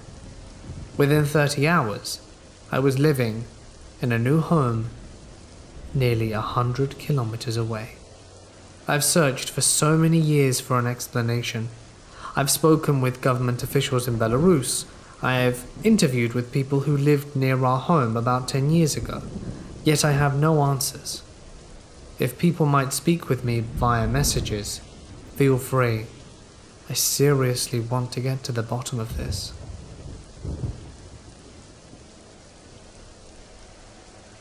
A couple of years ago, I did a bicycle tour from Eugene, Oregon to Lagunitas, California, just north of San Francisco. To save money, I would typically drag my rig into the woods of a nearby national forest and do dispersed camping for free. I was on a shoestring budget, to say the least. If you know the basic geography of that part of Oregon, you know I had to bike from Eugene through the coastal range and meet the Pacific coast, which I would then follow down to my final destination. However, once I reached the coast, in order to keep finding free camping, I would inevitably have to venture inland, into the woods most nights, sometimes as far as 15 miles. Now, I've spent a significant amount of time outdoors in remote areas, out west in the upper Midwest, where I was raised. I'm familiar with the sometimes eerie silence the woods can take on when you're truly in the middle of nowhere, or the heightened vigilance that it brings on. However, I have never before felt an oppressive, dark, and dreadful energy in my environment like I did alone in the woods in southwest Oregon. The feeling of wrongness was a common occurrence when I stopped somewhere to evaluate a campsite. I often felt a strong sense of claustrophobia in these woods, and often felt that I was not alone. A strong feeling of paranoia became a nightly feature on that leg of the trip, and my sleep schedule suffered considerably. Keep in mind, I was stone cold sober on this tour. Somehow I powered on and I never saw any sort of creature nor entity. But I still can't shake the feeling that there is something evil lurking within those forests. Once again, I'll emphasize that I am well traveled in the US, experienced in the outdoors, and have never once felt a sensation like that anywhere I've ever been.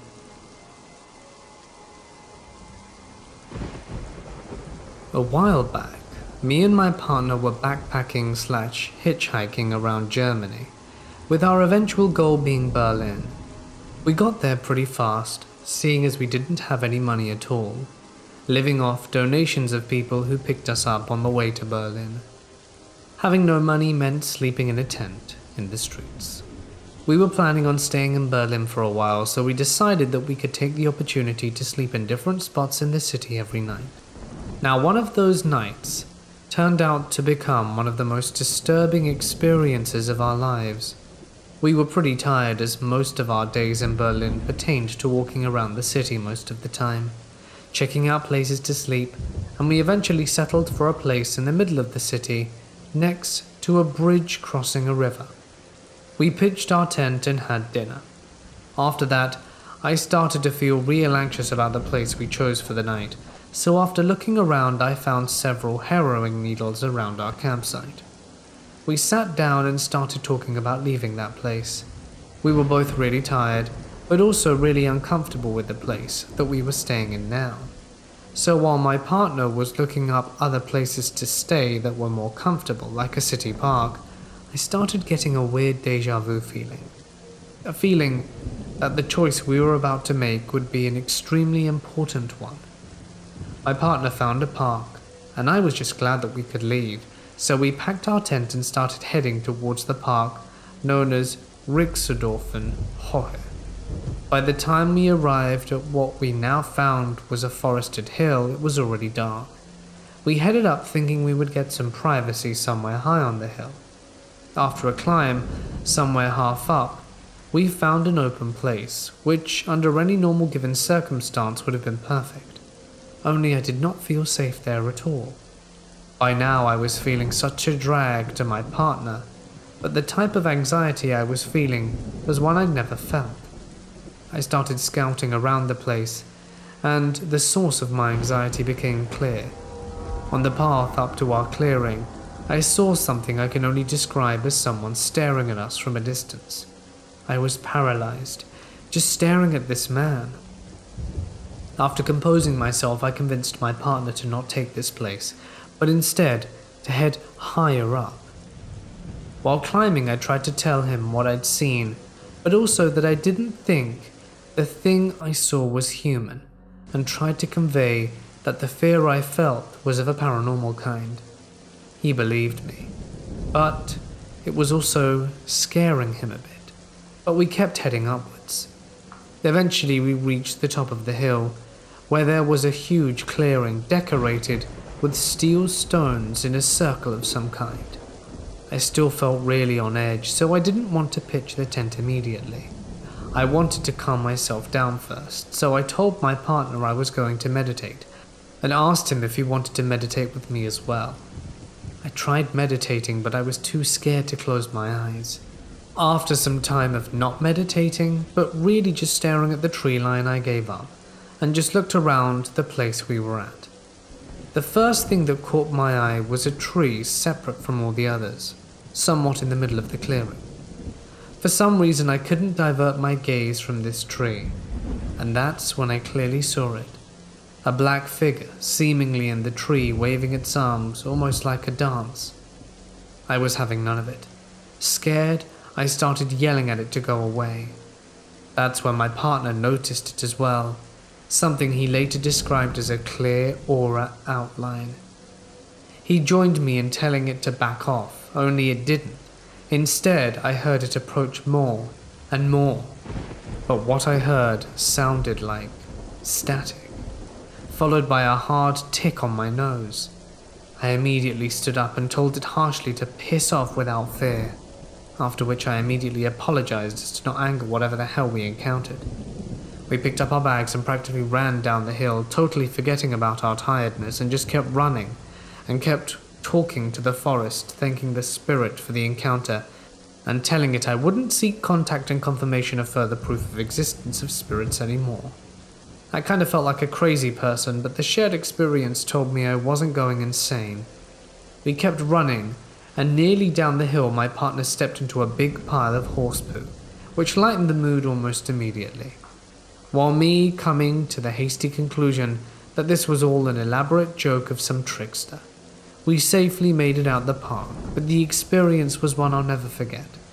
We ended up sleeping in Marianneplatz, close to where the other hobos set up camp as well, and where half the place is squatted by punkers.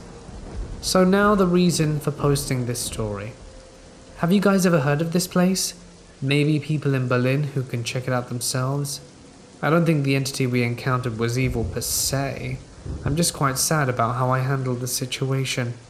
I have the feeling perhaps I could have communicated with what it was, but sadly I've left Berlin now, and also it's way over my head when it comes to that stuff.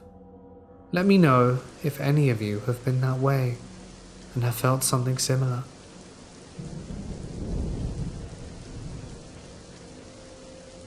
I used to live on a large property with a lake, 29 acres of land and heavily forested. I was playing, and was about 11 or 12 at the time, outside by myself, right when the sun was setting.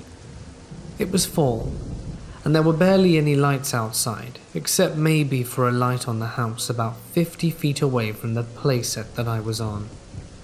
Behind the playset were really tall trees, and not many new sapling trees anywhere near, because we had been clearing them out. I know specifically that there were no trees short enough to have some owl or animal sit on, because all the pine trees were mature and taller than my 2-story house. My mum came out to tell me that dinner was almost ready. When she did this, she turned on the outside light on the back porch, illuminating the area so I could see. I was on the swing set at the time. I started to get up, and I turn around and I think to find my flip-flops, and I see 2 bright eyes reflecting the light outside the light, looking at me about 20 feet away. The eyes were well above any human size and were large, about 7 to 7.5 feet off the ground. I stopped stunned and really scared.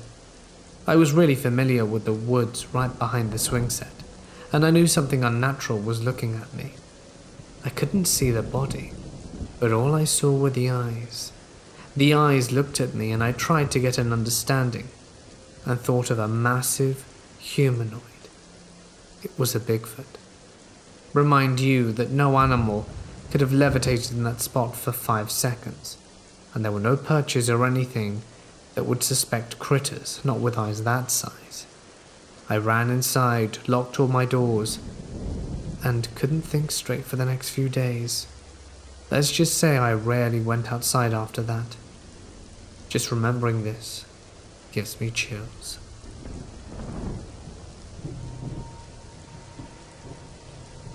Back in October of 1989, my mother and I went up to the western part of North Carolina for a week to see the leaves change color, We rented a cabin which was owned by the cousin of my brother's former high school band teacher who had retired several years earlier. The band director was more or less keeping watch over the place. He lived down the street, but it wasn't until Friday afternoon that we saw him. The cabin was somewhat in the wilderness, but it was near a main road. The band director had to go away for the weekend and was letting us know. We had the number of his cousin in case we needed any help. This was on Friday afternoon. Up until that time, the trip had been uneventful. Friday evening we went to a church dinner which was down the road. When we came back home it was already dark, and my mum started thinking about that we were the only ones on this road and we didn't know the nearest neighbour, which was a little unsettling. The moon wasn't full, but there was a light to it. We had separate rooms in the cabin. The power went out in the cabin shortly after we came home from the church dinner. Then my mother heard what sounded like footsteps, and she saw what appeared to be the outline of a hat. There was a man walking around near the cabin.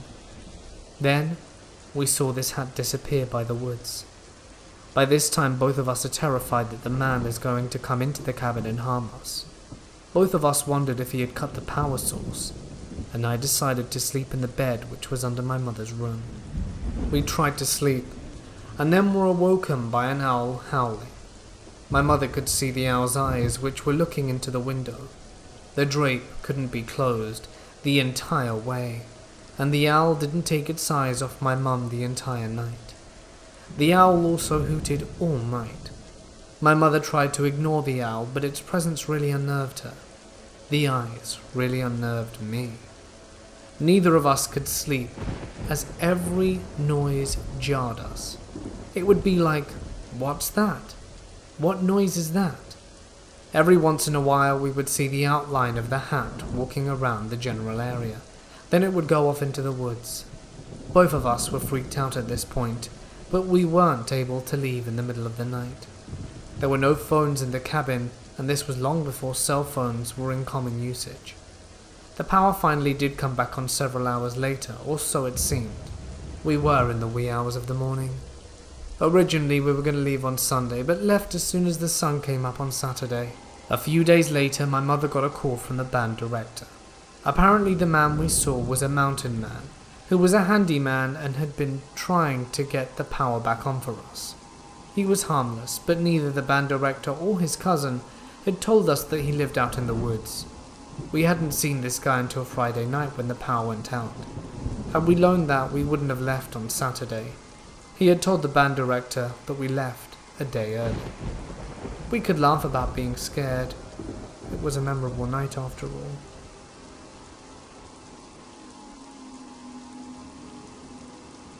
My mum and I were camping in our local national park in the Alps. I had a headache and had had a rough night. My mum, who I thought had slept well, hadn't. The next morning she told me about a dream she had, and that it was very realistic and it scared her. She thought she heard men talking outside our tent in a foreign language and thought that we were going to be in trouble, being that we were two women alone in the middle of nowhere. Then she saw a woman walk slowly just next to our tent while looking at us in a kind of farm outfit. Next thing she saw was a whole lot of people dressed in white in trenches just being there. I will add that this national park was back in the day the site of a world war, and that there are many abandoned buildings from the war in this area still. Sometime after, she was looking at where we were at on Google and saw that there was a single flashing dot on the exact spot where we slept. Tonight, we're looking for it again, but it's not there anymore. I didn't feel anything in particular that night, and I did not think that my mum was having just a bad dream. Could it have been sleep paralysis? It's a very strange experience.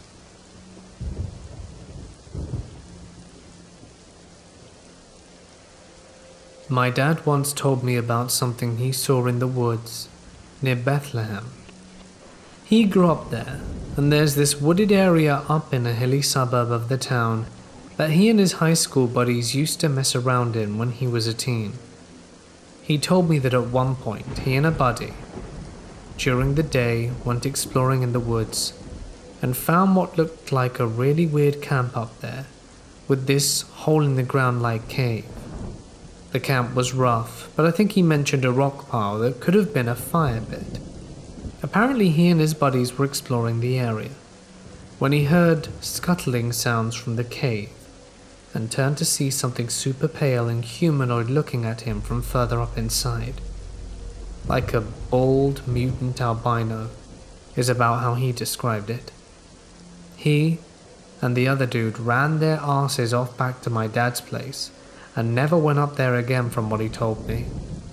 My dad's mom didn't like the place where my dad had seen whatever that was, but I'm not sure if she knew what my dad had actually seen.